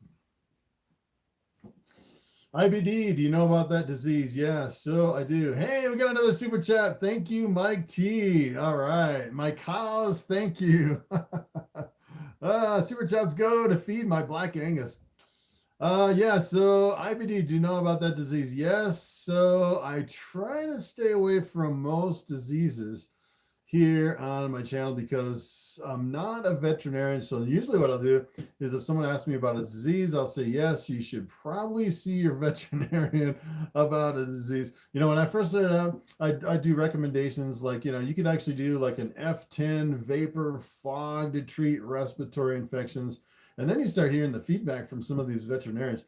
And especially if you work a lot with the vets, really close to them, a lot of the things like, when you're recommending stuff like that, It's actually an off-label use of the product, which is technically illegal, and you definitely don't want to do stuff like that. So you definitely want to follow the advice of your veterinarian on a lot of these diseases. I try to stay away from a lot of the diseases and the medical procedures here on my channel. I actually had one where I brought my bull calf to the veterinarian and got it castrated my bull calf, and they demonetized my video. I was like, all right, I'm not going to do any medical procedures here on YouTube because I don't want them. As a matter of fact, I think I deleted that video. I went through and all my videos that were demonetized, I just outright deleted them all. I had some feeding videos where I was feeding ball pythons. I had one where I was just feeding ball pythons for like 45 minutes straight, and they demonetized it, and I just ended up deleting it. So I don't do feeding videos anymore either. What would cause different temperatures in each tub in a rack system? Yes, so that's one of the problems with the rack system. So you could technically, what you can do is, like on a rack system like this, there's heat panels on the bottom of every single tub, and you can run the whole thing on one heat controller. And technically what you can do is you can take the probe from the heat controller and put it right in the middle of the rack. The middle of the rack will be like 90 degrees, but if you actually look at the bottom of the rack and the top of the rack, it'll be slightly cooler. As a matter of fact, even the ends of the rack will be a little bit cooler than where you have the heat probe right in the middle. And what I actually did on my breeder rack is I bought a whole bunch of like the Herpstat 4s. I can't remember. I think they're Herpstat 4s, which would run 4 different levels. And I bought several of those. So I have a heat probe on every single level on my whole rack to control it. It's kind of overkill. I say most people, they pretty much, just set the one heat probe right in the middle of their rack. But that's what I do as far as heating the rack. But that's one of the challenges of a rack system, is you do get some differences in temperatures. Let's see. If I have 2 snakes building or maybe ovulating, when should I be ready to see some eggs? So yeah, usually it's not too long after the ovulation. So I think I don't really track, the ovulations and the time before they lay them. And then I've heard, if they ovulate and then they have the pre-lay shed, a lot of people say it's like 30 days after the pre-lay shed that they shed. But usually what I do is when I start seeing my females ovulating, I'll just go through every single tub every single day and just peek in and check for eggs just once. And with like 50 tubs, it only takes me like maybe 10 minutes just to go through and peek. And if they actually get a lot of coconut husk in the water, I'll change the waters or spot clean the tubs. And it's really easy just keeping on top of everything and checking. So I would just check every single day. That's what I do. All right, yeah, let's see. Lots of comments. All right. All white fire Mojave flame Russo. Let's see. Do you recommend using a device to control humidity in a reptile room, like a thermostat controls temperature? So yeah. So I actually recently went to an all-room humidification system. As a matter of fact, on Monday, I'm going to do a video on reptile room hacks.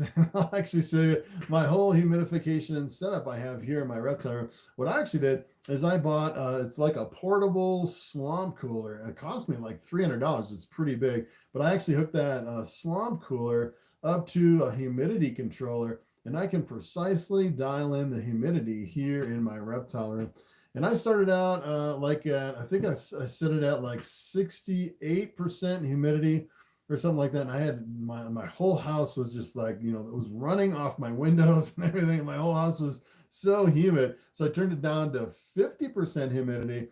And I actually just this week, I had a couple snakes that kind of got stuck in a shed at 50%. So now I slowly increased it to, I'm at 52% humidity. So I'm going to slowly increase the humidity until all my snakes have perfect sheds. I don't know what that number is yet, but I'm slowly working up to that number, which is pretty awesome to just walk over to the thing and just dial in my whole room humidity in the reptile room. It's pretty awesome.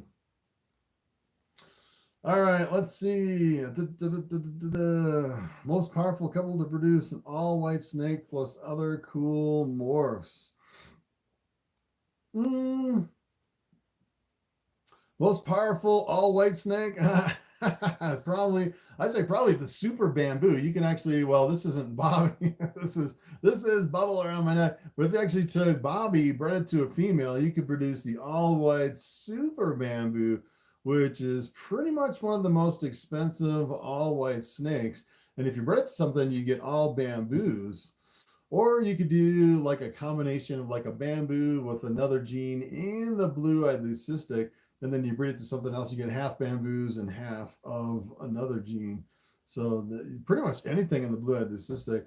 And when it comes to kind of the most expensive single genes in the blue-eyed leucistic, I would think the bamboo is probably the most expensive. Let's see. When my 7-year-old granddaughter told me she was afraid of snakes, I decided it was time to educate her. I never would have imagined that I'd become a snake keeper.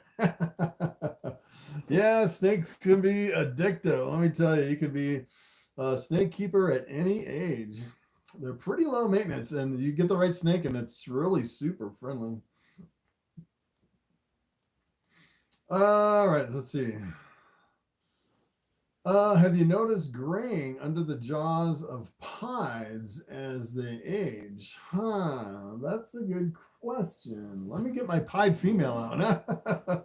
I don't know if I've noticed graying under the jaw of my pieds. This girl, I'm thinking she might lay some eggs. She's pretty big. I don't know if she's going to go this year. She laid really late last year. But, yeah, sure enough. She has a lot of graying under her jaw. That's pretty interesting. This is the one that got stuck in the shed. She's got a little bit of stuck shed right up on her neck. I had her in the sink for a while yesterday and getting that stuck shit off before I cranked up my humidity. That's interesting. I never noticed that. Huh. Looks like, yeah, it seems like the longer I'm in ball pythons, it seems like I learn something new every single day. Graying under, it seemed like on the, not only in the jaw, it actually came down all the way about, a couple inches down the neck part of the pied. It was like gray on the bottom, the first maybe 4 or 5 inches on the bottom under the head. That's kind of interesting. All right, let's see. F10 is a surface cleaner, so having your snake breathing it in could be harmful. Yeah, so I actually got the F10 trick from another breeder. A lot of people made videos about using F10 vapor to cure respiratory infection. As a matter of fact, the F10 vapor did cure some of my respiratory infections. Here in my reptile, I actually had my reticulated python that was struggling with a bad respiratory infection, Lucy, and it seemed like the F10 really cleaned it up over probably just, like 4 or 5 days of daily treating with an F10 vapor. And it seemed like it really helped, but I wouldn't recommend it because it's an off-label use of the product. Do I have any breeder females for sale?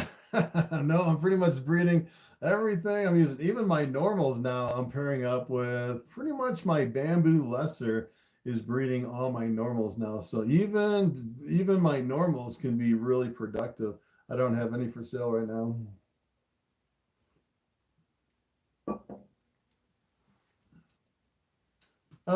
Planning on building a snake room for an unfinished basement. Any tips to keep in mind?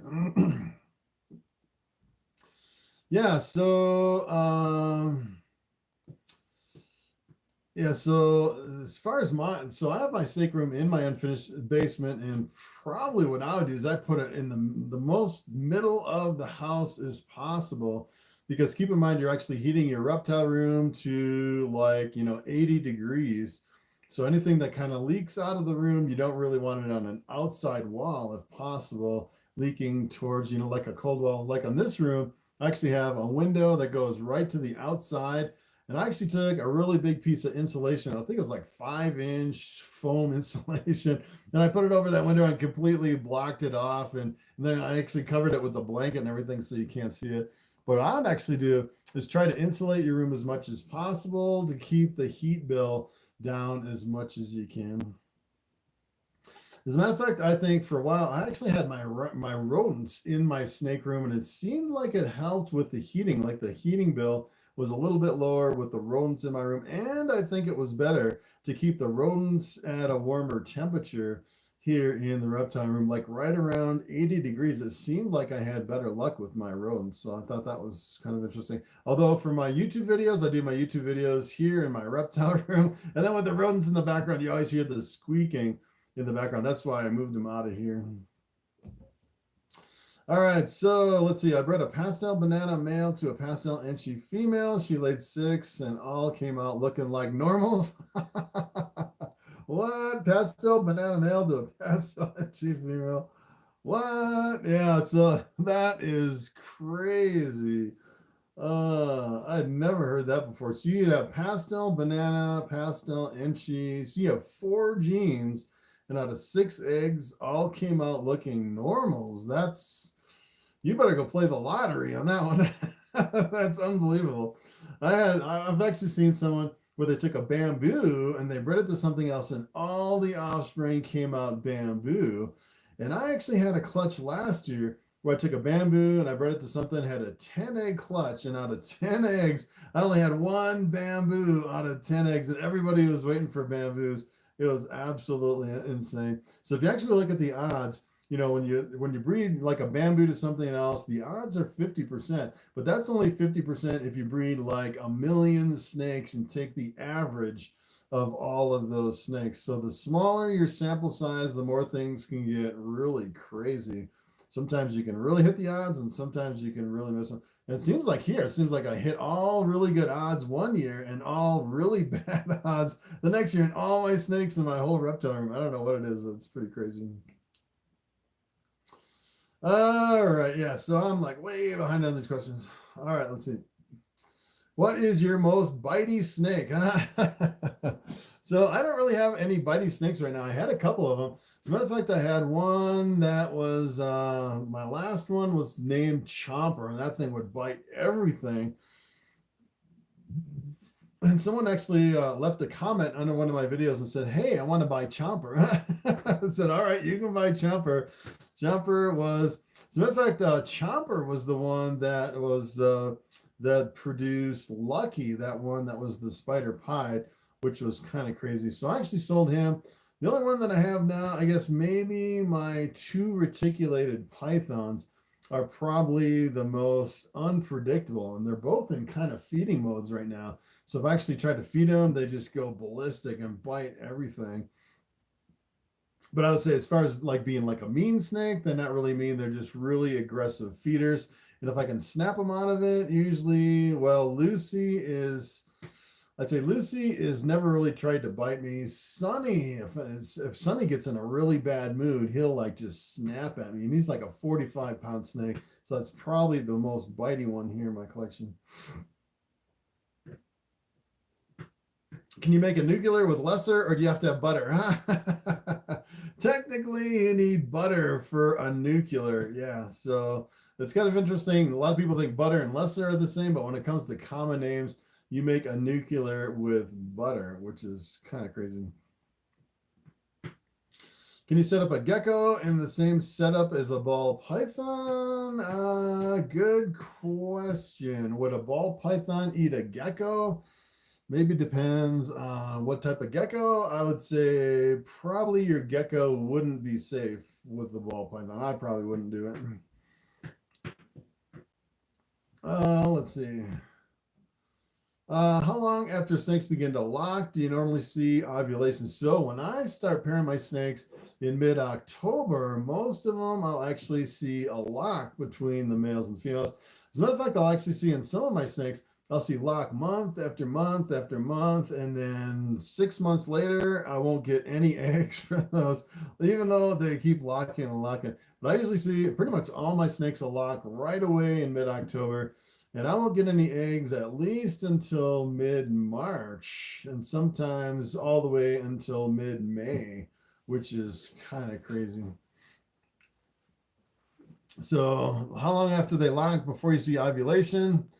I'd say, let's see, October, I'd say at least 4 to 5 months in some cases.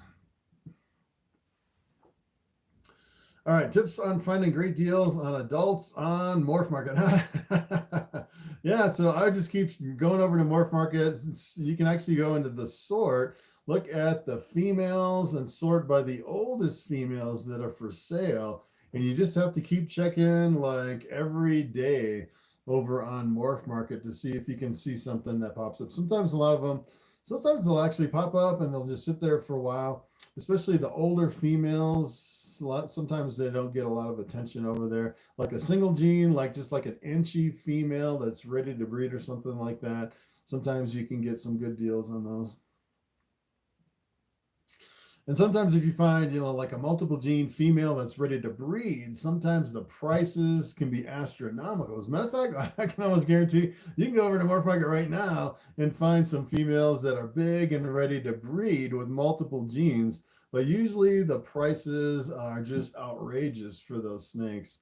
So that's kind of the other thing, is they know they can get the money for it. Seems like the prices for those are increasing because the supply is kind of drying up. How can you get your parents to allow you to get a snake? I've tried everything.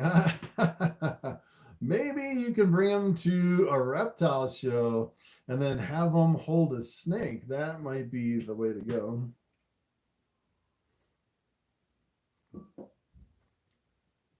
I've seen a lot of people where they've never held a snake before and they'll go to a reptile show and they'll pick up a ball python, and the first thing they realize is how soft a ball python is, and that they can actually hold it and it doesn't really move that much and they won't get bit from the ball python. And sometimes, the fears just kind of melt away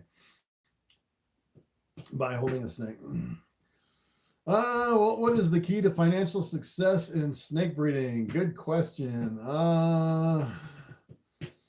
Well, I'd say it's kind of like breeding dogs. The more you invest up front, the more return on investment that you'll actually get. So if you actually started with like all normals and you're breeding, like 100 normal ball pythons, and producing 100 normal ball pythons every year, you might not make any money from those. And you go from all the way from there to all the way, say you're actually producing, hundreds of $1,000 snakes, you're going to do a lot better. So it really depends on what you invest in and what the genes are. It's kind of like breeding horses or dogs or anything. That's you can breed kind of the mixed breed where you won't make anything, or you can do like the championship AKC lines and you'll make a lot more. Another thing to succeed in snake breeding, I'd say, is to diversify too. So a lot of times you can actually diversify into not only selling hatchlings, but you can do other things like, selling your bedding as like a used landscaping material, or you can do educational programs. I've actually seen people do that where they'll go into schools and do like reptile shows and stuff like that. Or you can do like YouTube, you can do Patreon. There's a lot of things you can do in the reptile industry to make money other than just selling hatchlings too. All right, you notice that graying too. Yeah, that was kind of weird. The gray underneath the mouth of the pie. That's kind of wild. I've never noticed that before.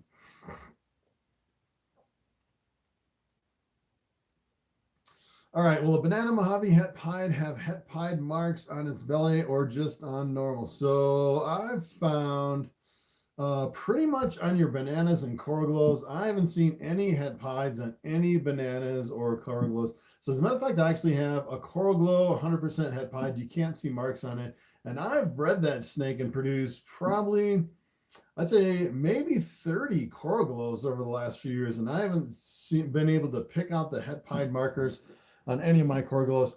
And sometimes I'll actually see some of my coral glows with kind of a more jumbled up pattern compared to the other ones. I'm thinking maybe the jumbled up pattern coral glows may have the het pied versus the other one, even though I can't see the marks on the belly of those. Sometimes the het pieds can kind of jumble up the pattern. All right, how does the banana female male maker concept work? That is a good question. That one's really confusing. So the male makers and the female makers, it's only in the male bananas or coroglos. So for example, if you actually had a female banana or coroglo and you bred it to something else, all the coroglos from a female, half of them will be males, half of them will be females. So technically, you couldn't have a female male maker or a female female maker. It's only with the males, which is kind of weird. So a male male maker would actually be, so if you actually took a male male maker banana and you bred it to something else, all the banana offspring would be males if it's a male maker, and all the banana offspring from a female makers would be females, which is kind of frustrating. I actually have coroglos and bananas here in my collection. Both of them are male makers, and I'll only ever get males, male coroglos or male bananas from those. And all the non-coroglos or bananas I found here in my collection, pretty much across the board, it's actually 50% males and 50% females from the non-coroglo offspring. And you actually get a male maker from, it really depends on the gender of the parent. So for example, if I took so the male maker actually comes from a male banana. The female maker is a male that was produced that from a female banana. So if a female banana lays eggs and one of those eggs hatch to be a male banana, that male is a female maker because it came from a female. It gets a little bit confusing. You also have to sit down and like draw it on a bulletin board, the male makers, the female makers, and which one that you'll actually get. It's really super confusing. Any plans on the Batman project? So the Batman is actually leopard spot nose clown. So I don't have leopard in my collection. I don't have spot nose in my collection. I do have clowns. I'm actually working on a triple hat project with my albino pied clowns, going for some of those here in my collection. I actually have a banana enchi clown, looking for to making some more banana enchi clown combos, working other genes into that combination. But as far as Batmans, I really don't have the leopard or the spot nose gene here in my collection. My wife banned me from checking Morph Market every day now. That's pretty funny. So you kind of get obsessed over buying snakes and checking Morph Market until you start producing snakes, and then everything changes as far as, buying snakes over on Morph Market. Once you make more money than you're spending, then kind of everything flips, and it's not a big deal.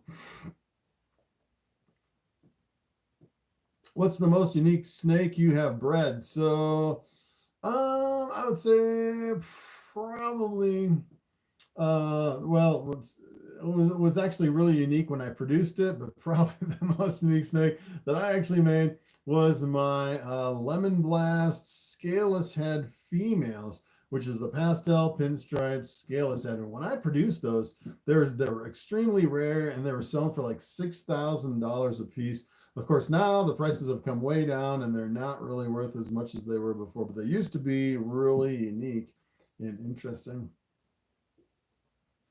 Let's see. Once you introduce a male to the female, how long do you leave them together? So I actually leave them at least 3 days, the male with the female. I've pretty much left them, I'd say pretty much the maximum time leaving them together is about a week and a half. But what I've actually found, so if you actually put a male with a female and keep peeking in the tub every day, what you'll actually find is a lot of times they'll be copulating. I'd say maybe the first 2 or 3 days they'll actually be mating in the tub, and then after that sometimes you'll see them laying on top of each other, and then after about a week you'll actually peek in the tub and you'll find that the male is over on one end of the tub and the female is on the other end of the tub, and they're not interacting and they're not close to each other, and that's pretty much the time when you can definitely take them out. I'd say pretty much after a week, it doesn't really matter. You can definitely separate your males and your females. All right, let's see. I got a super yellow belly leopard male. Any tips for a female? So yeah, as a matter of fact, I think I had the same exact question on one of my live streams last weekend. So I have the same snake. The super yellow belly is an ivory mixed in with the leopard. So the leopard will bring in some color and some pattern through the ivory. It's one of the few genes that'll actually bring it in. So what I actually like to do is the leopard will also bring other genes out with it. So if you actually could work in, say, for example, like pastel or orange dream, and you can also work in enchi into your ivories, you'll actually bring out a lot of color with the pastels and the orange dream. And then the leopard and the enchi are the only two genes that can really break the pattern through the ivory to make some amazing combinations. And of course, with something like this, you can also work it into like your asphalts and your gravels to make like the highways and the freeways in some of those yellow belly complex combinations. All right, let's see. Sound muffled. Huh? Yeah, so I'm surprised that I can actually live stream because my internet is really bad. I think I have like 2 megabits per second or something on my live stream, which is, at first I didn't even think I could do a live stream because my internet was so slow. And I actually tried it, and sure enough, it looks like it keeps going and doesn't disconnect. And some people say once in a while I look pretty clear on this live stream, so it's not too bad. Odie Coffee says good night. Good night. I see right here. It's almost 8 o'clock. We've been going for an hour and 50 minutes here on the live stream. Still have 59 people, 62 thumbs up. All right. All right, let's see. What's the longest lock you have seen while pairing? All right, I'm skipping down because there's too many comments.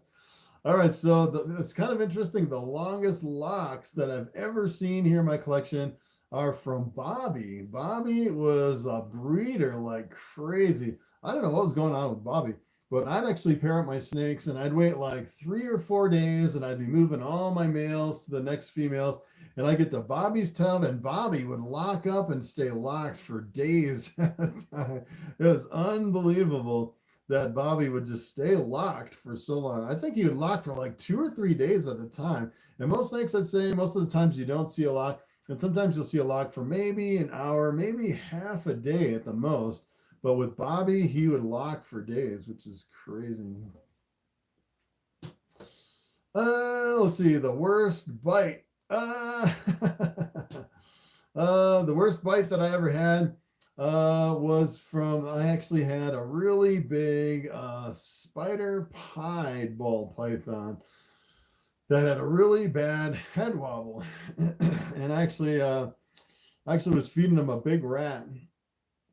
And he was probably the biggest snake that I had. He's probably bigger than Bubble here. He's super big. It was really, he was a bad shot when he hit those rats. And he missed that rat and grabbed me right in my hand, right between 2 fingers, and got me really good. And he bit me so hard that he curled his whole body around my arm and he hung on really super tight. Worst ball python bite that I ever had. And when I finally got him off, as a matter of fact, that was my first really bad bite. And I tried to take my finger and pry his mouth off of my hand, which is a really bad idea because on the top of his mouth, of course, he's got all these needle sharp teeth. And not only did he rip up my hand, but he ripped up my finger trying to pull him off of my hand, which is even worse. And I was like bleeding all over the snake room and I had to like clean everything up. It was a disaster, but that was definitely my worst bite. What's up, Hilljack Life?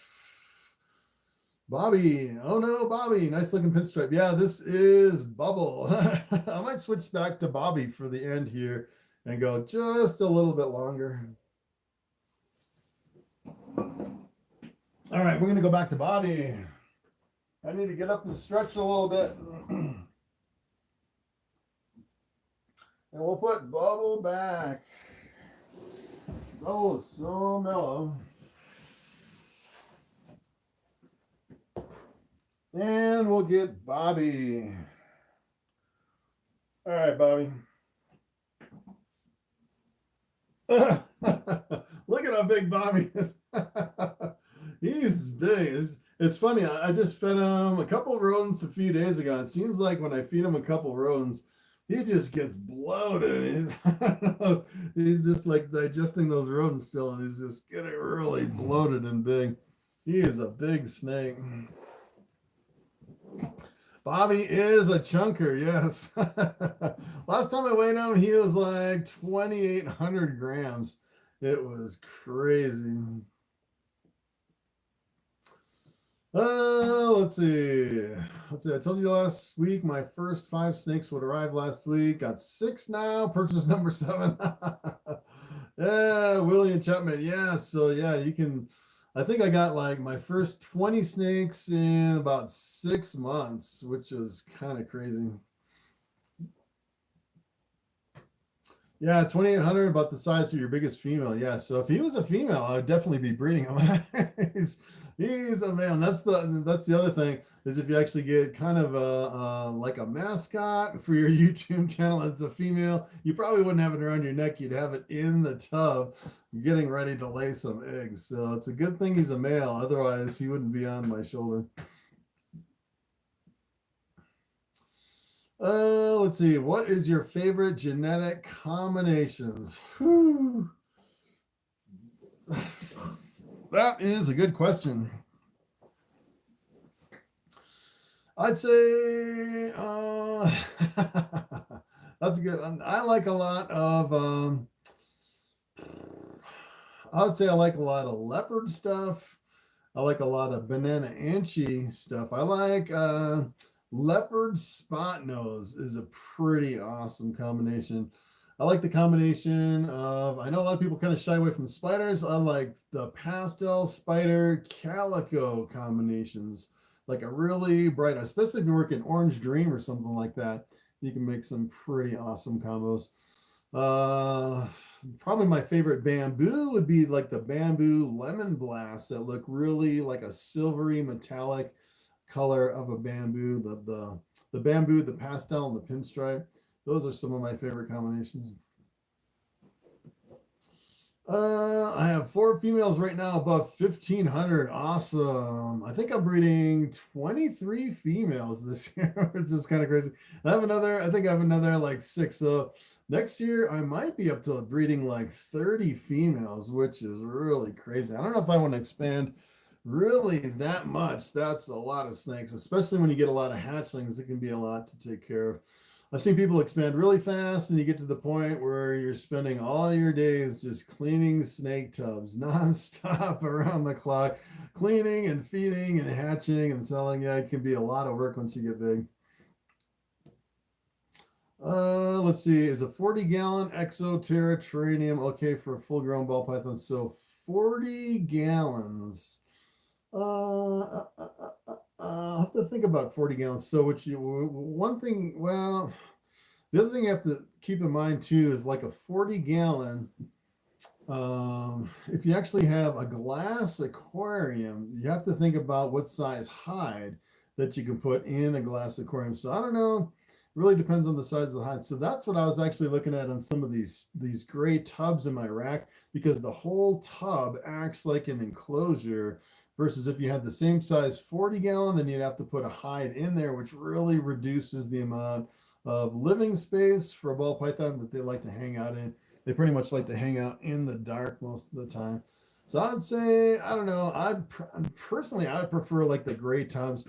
Or as a matter of fact, I actually saw someone was actually doing a YouTube video where they took like a 40-gallon glass tank, and they took like a black poster board, like a cardboard poster board, and they completely blacked out the whole tank and converted their glass aquarium into kind of like a dark tub, like the gray tubs here. So that would be pretty awesome. I'd say if you did something like that to a 40-gallon, turn the whole thing into the dark living quarters of a ball python, you could probably get away with a 40-gallon. And it depends on how big your adult is too. So I'm thinking about like my 5,000 gram ball pythons. They might even be way too big for a 40-gallon, like a 5,000 or 6,000 gram ball python. Let's see. Favorite gene you're not invested in? Yeah, so the next one I'm probably going to invest in is the confusion. That's probably the next one I want to invest in. If I had the money, I'd probably do something like the monsoon, maybe the sunset, something new like that. Those monsoons are pretty crazy, really super expensive. Let's see. Do you own any Bitcoin? No, I don't do Bitcoin. Don't really know much about Bitcoin. All right, I really like pinstripes. Yeah, pinstripe is definitely one of my favorite genes in all my collections. I like the really super gold pinstripes like Bubbles. She's a really super gold one. I have a super emperor clown female, about 700 grams. Awesome. What gene will reduce the head wobble with spider and hidden gene woma? So the only one that I know of for sure that will reduce the head wobble with spider is the blackhead. So the blackhead and the spider are allelic. So if you breed a blackhead spider to something else, half the offspring come out as blackhead, half come out as spider. And if you have the two genes together, it eliminates the wobble, but it also eliminates the spider pattern completely to where you can't even tell you have a spider. It looks pretty much like a normal. As a matter of fact, it doesn't even look like a blackhead. It looks almost like a normal ball python where they almost completely cancel each other out. So that's kind of the bummer of the blackhead spider combination. As far as the hidden gene woma, I'm not sure about that one. Let's see. Let's see. Pinstripes are awesome. My wife has a jigsaw. Cool. Have I ever seen leopard show in super fires? So in a super fire, I can't recall a super fire ever having any other gene break through the white of the super fire. I may have seen like a paradox, just some random color coming through in a super fire, but I've never seen any gene break through super fire. Sometimes in the super fires, you get a little bit of yellow on the top, but that's not really from a gene breaking through. That's just from different versions of a super fire.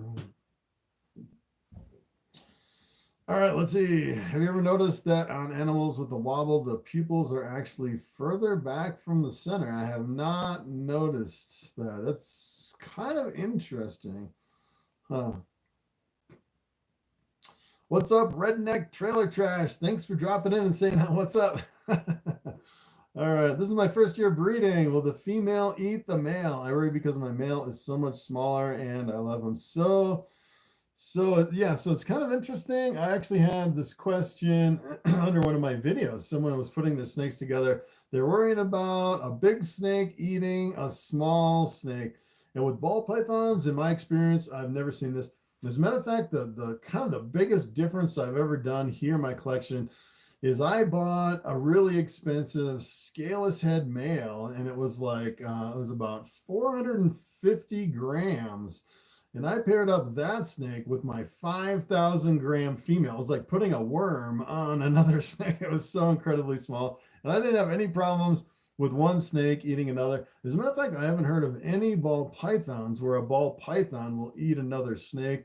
But if you have like king snakes or any other type of king snake, they will definitely eat other snakes. So I definitely use caution, especially with king snakes of different sizes. Pairing them up with the ball pythons, I don't think there's a problem. Let's see. What do you think of super fires? Is all white snakes, are they the one with genetic issues? So no, super fires, pretty much the best all white snake that you can get. It's a really stark white snake, no genetic anomalies, no kinks or duck billing, no eye, no bug eyes, no micro eyes on the super fires. Nothing that I can really think of as far as a genetic defects on the super fire. So yeah, that's probably the ultimate all white snake is the super fire. All right, so I'm gonna go back to some of these questions that I missed way back here. Let's see. So we've been going for 2 hours and 3 minutes. Still have 63 people on the live. Wow. All right. So I think I'm going to go for 5 more minutes and then we'll wrap things up. All right, let's see. Do people breed pythons for anything other than the patterns? No, I don't think people really breed them for anything other than just the patterns. So super fire is white and yellow. So some super fires can have some yellow. Some super fires can be completely white with no yellow at all. All right, let's see. I can definitely tell I'm starting to lose my voice. All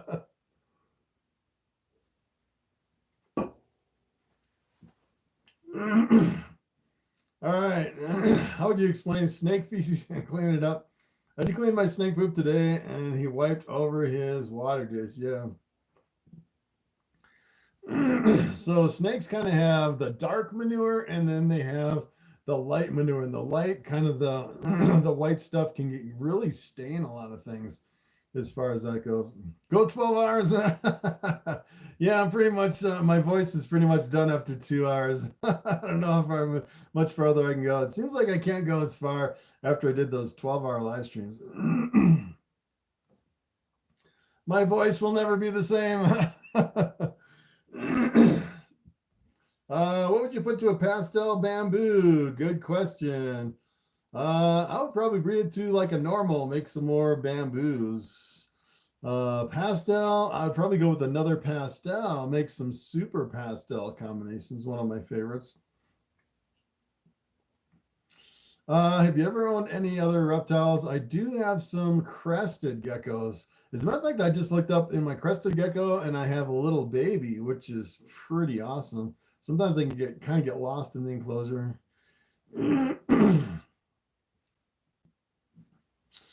Let's see. What did I keep my first snake in? I kept my first snake in a glass aquarium. I think I had my first 20 snakes in all glass aquariums. And they actually had hides. And I'd walk in my reptile room, there'd be all these empty aquariums, and all my snakes would be in the hides all day long, which is kind of crazy. It seemed like as soon as I put them in these gray tubs, their appetites really increased as far as their appetites, which is kind of crazy. Can you get any decent patterns from breeding a normal male? Yeah, so if you breed a normal male to a multi-gene female, you can definitely tease out all the genes in the female to make a lot of cool combinations. What's my favorite colubrid? Probably, I really like the Honduran milk snakes, the ones that get really big. The albino Honduran milk snakes are pretty awesome.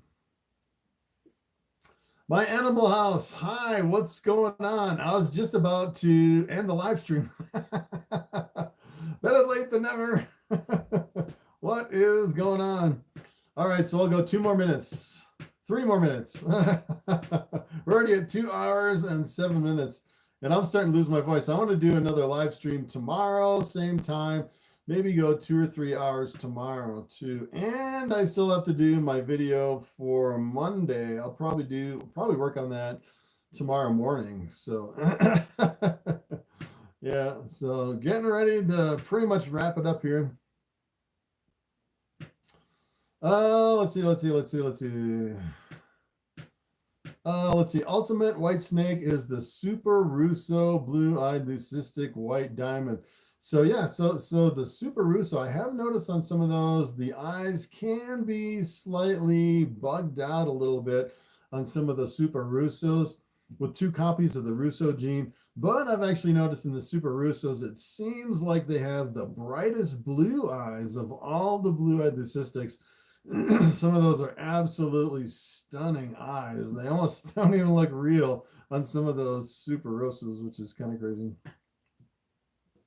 Do you think the killer clown morphs will hold their value over the next few years? Yes. Killer clowns, I think, will always be worth a lot, just because the super pastel really makes the clown look almost comical.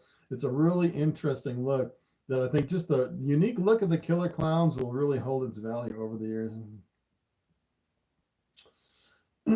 Bobby reminds me of my girl. She is tame.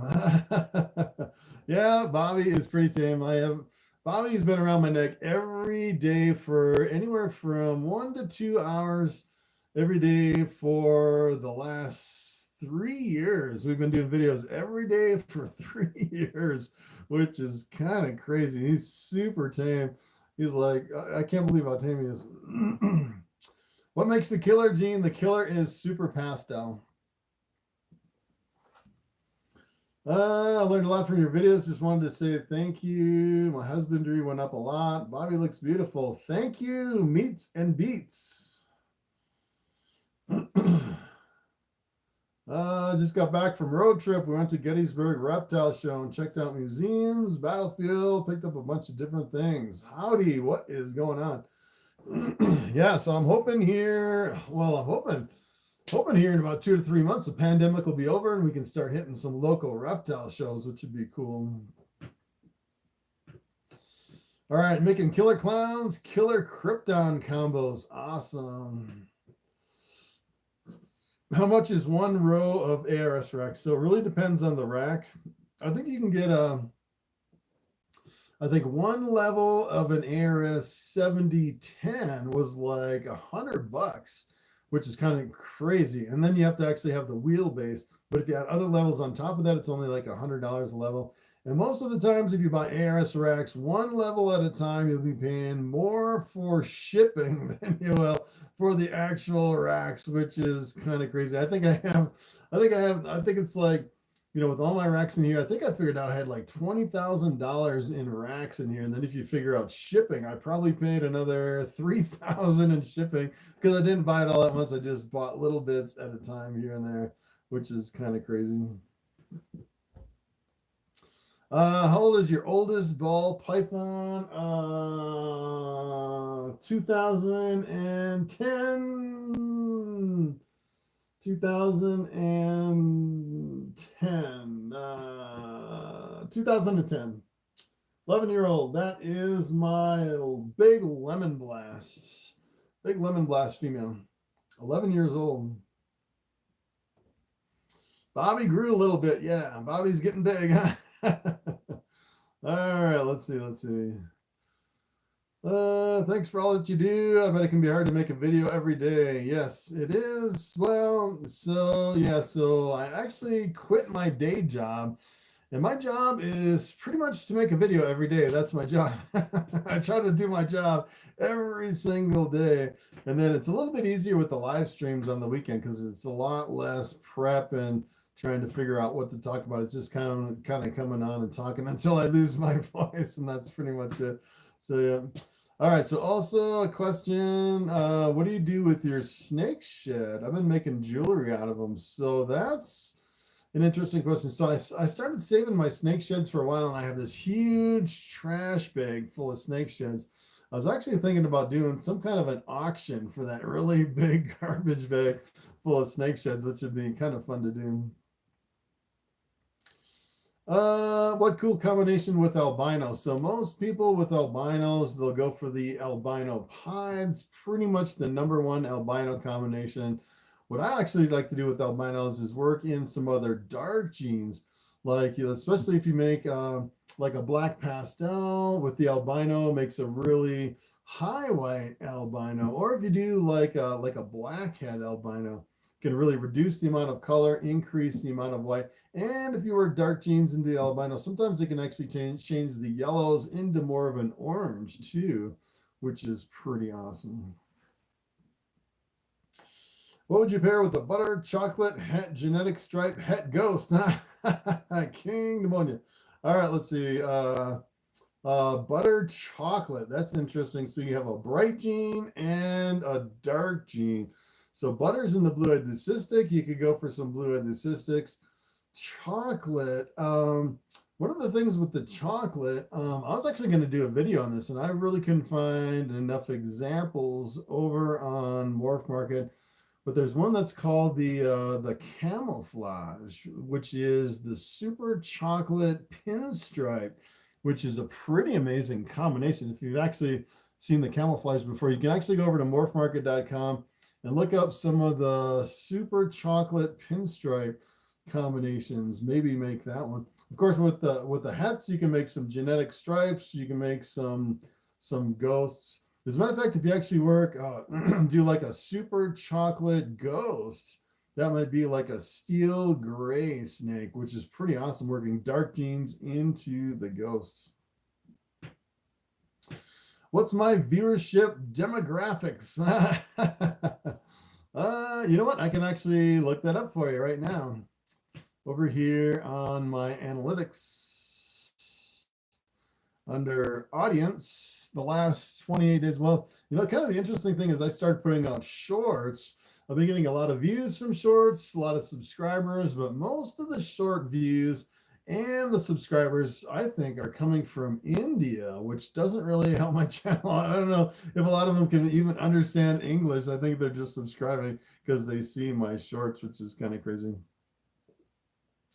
So last 28 days, 66% from the United States, 6% from the UK, 5.4% from India, 3.6% from Canada, 2.3% from the Philippines.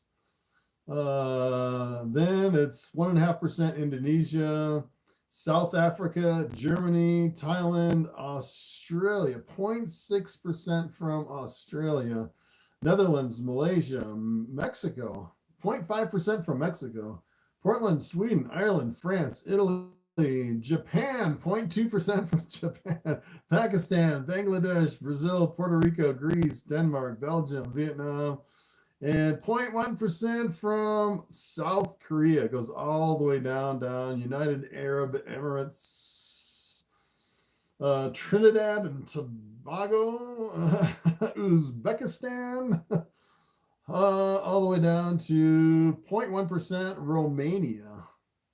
And then everything below that is less than 0.1%, which is kind of crazy. No Puerto Rico. Let's see. Puerto Rico, 0.2% from Puerto Rico. Yeah, I was kind of skipping around. I didn't hit them all. All right. Yeah. All right. See you later, T&J Reptiles. Have a great night. See you tomorrow. Can you do a video on the allelic mixes? I actually did some older videos on allelic combinations. It's kind of outdated because now we know that Inchi is allelic with black pastel and cinnamon and het red axanthic. So there's some new stuff that's kind of coming up on the scene. Let's see. Do I ever plan on getting different types of snakes? So I actually started with a whole bunch of different types of snakes. I pretty much ended with all ball pythons because I wanted to interbreed all my snakes together. And I didn't want to have just different species that I couldn't interbreed through my collection. Let's see. What are your thoughts on ghost bananas? That's kind of an interesting combination with the ghost and the banana. Kind of like a faded out banana. Would almost look like kind of like a super banana, which would be pretty cool. I'm going to move to Florida, and they made a law where you can't have any ball python. You can't have a ball python in Florida. What? Did they just make that? I knew there was a lot of laws coming up in Florida. I didn't know that you actually couldn't have a ball python. Wow, that's crazy.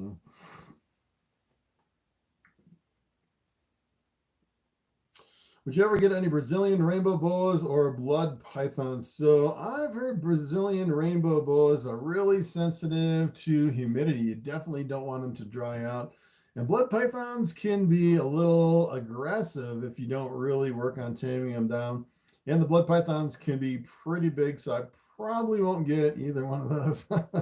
Yeah. Can a boa be mixed with a python? I don't think a boa can be mixed with a python because keep in mind your boa constrictors are live bears and your ball pythons are egg layers. So technically, I don't think you can breed an egg layer with a live bear. Yes, I am on late tonight. I was actually going to end a few minutes ago, but we're going to keep going just for a little bit. Do I play any musical instruments? Yes, I actually do. I play the piano. As a matter of fact, I played the piano in some restaurants for a while, mostly classical piano. I was a drummer. I played the drummer for about, I'd say about 15, 16 years, something like that. I used to play electric guitar a little bit on the side. Used to play a lot of electric guitar. I used to do like nothing really like famous as far as doing anything on any instrument.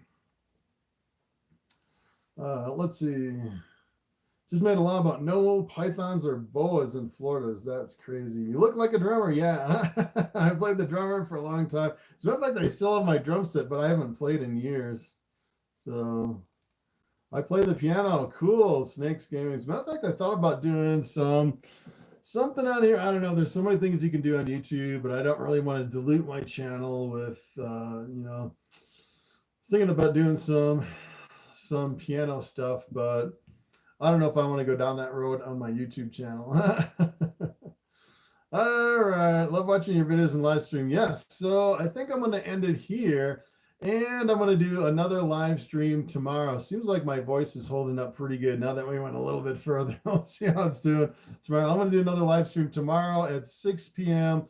Mountain Standard Time. Will go for anywhere from 1 hour to 3 hours, depending on how my voice holds up and what's going on with Bobby here and everything here. Is if we can actually get enough comments. Usually I have plenty of comments. As a matter of fact, tonight I think I skipped maybe 100 comments here on the live stream, which was kind of a bummer. I really couldn't keep up with the comments early on. We were going through an incredible amount of comments. I think I was like skipping, and then people were like, oh, what, do you ignore me now? So that's pretty much it, guys. Thanks for watching. Thanks for commenting. Thanks for your super chat. And I will see you tomorrow at 6 p.m. Thanks for hanging out.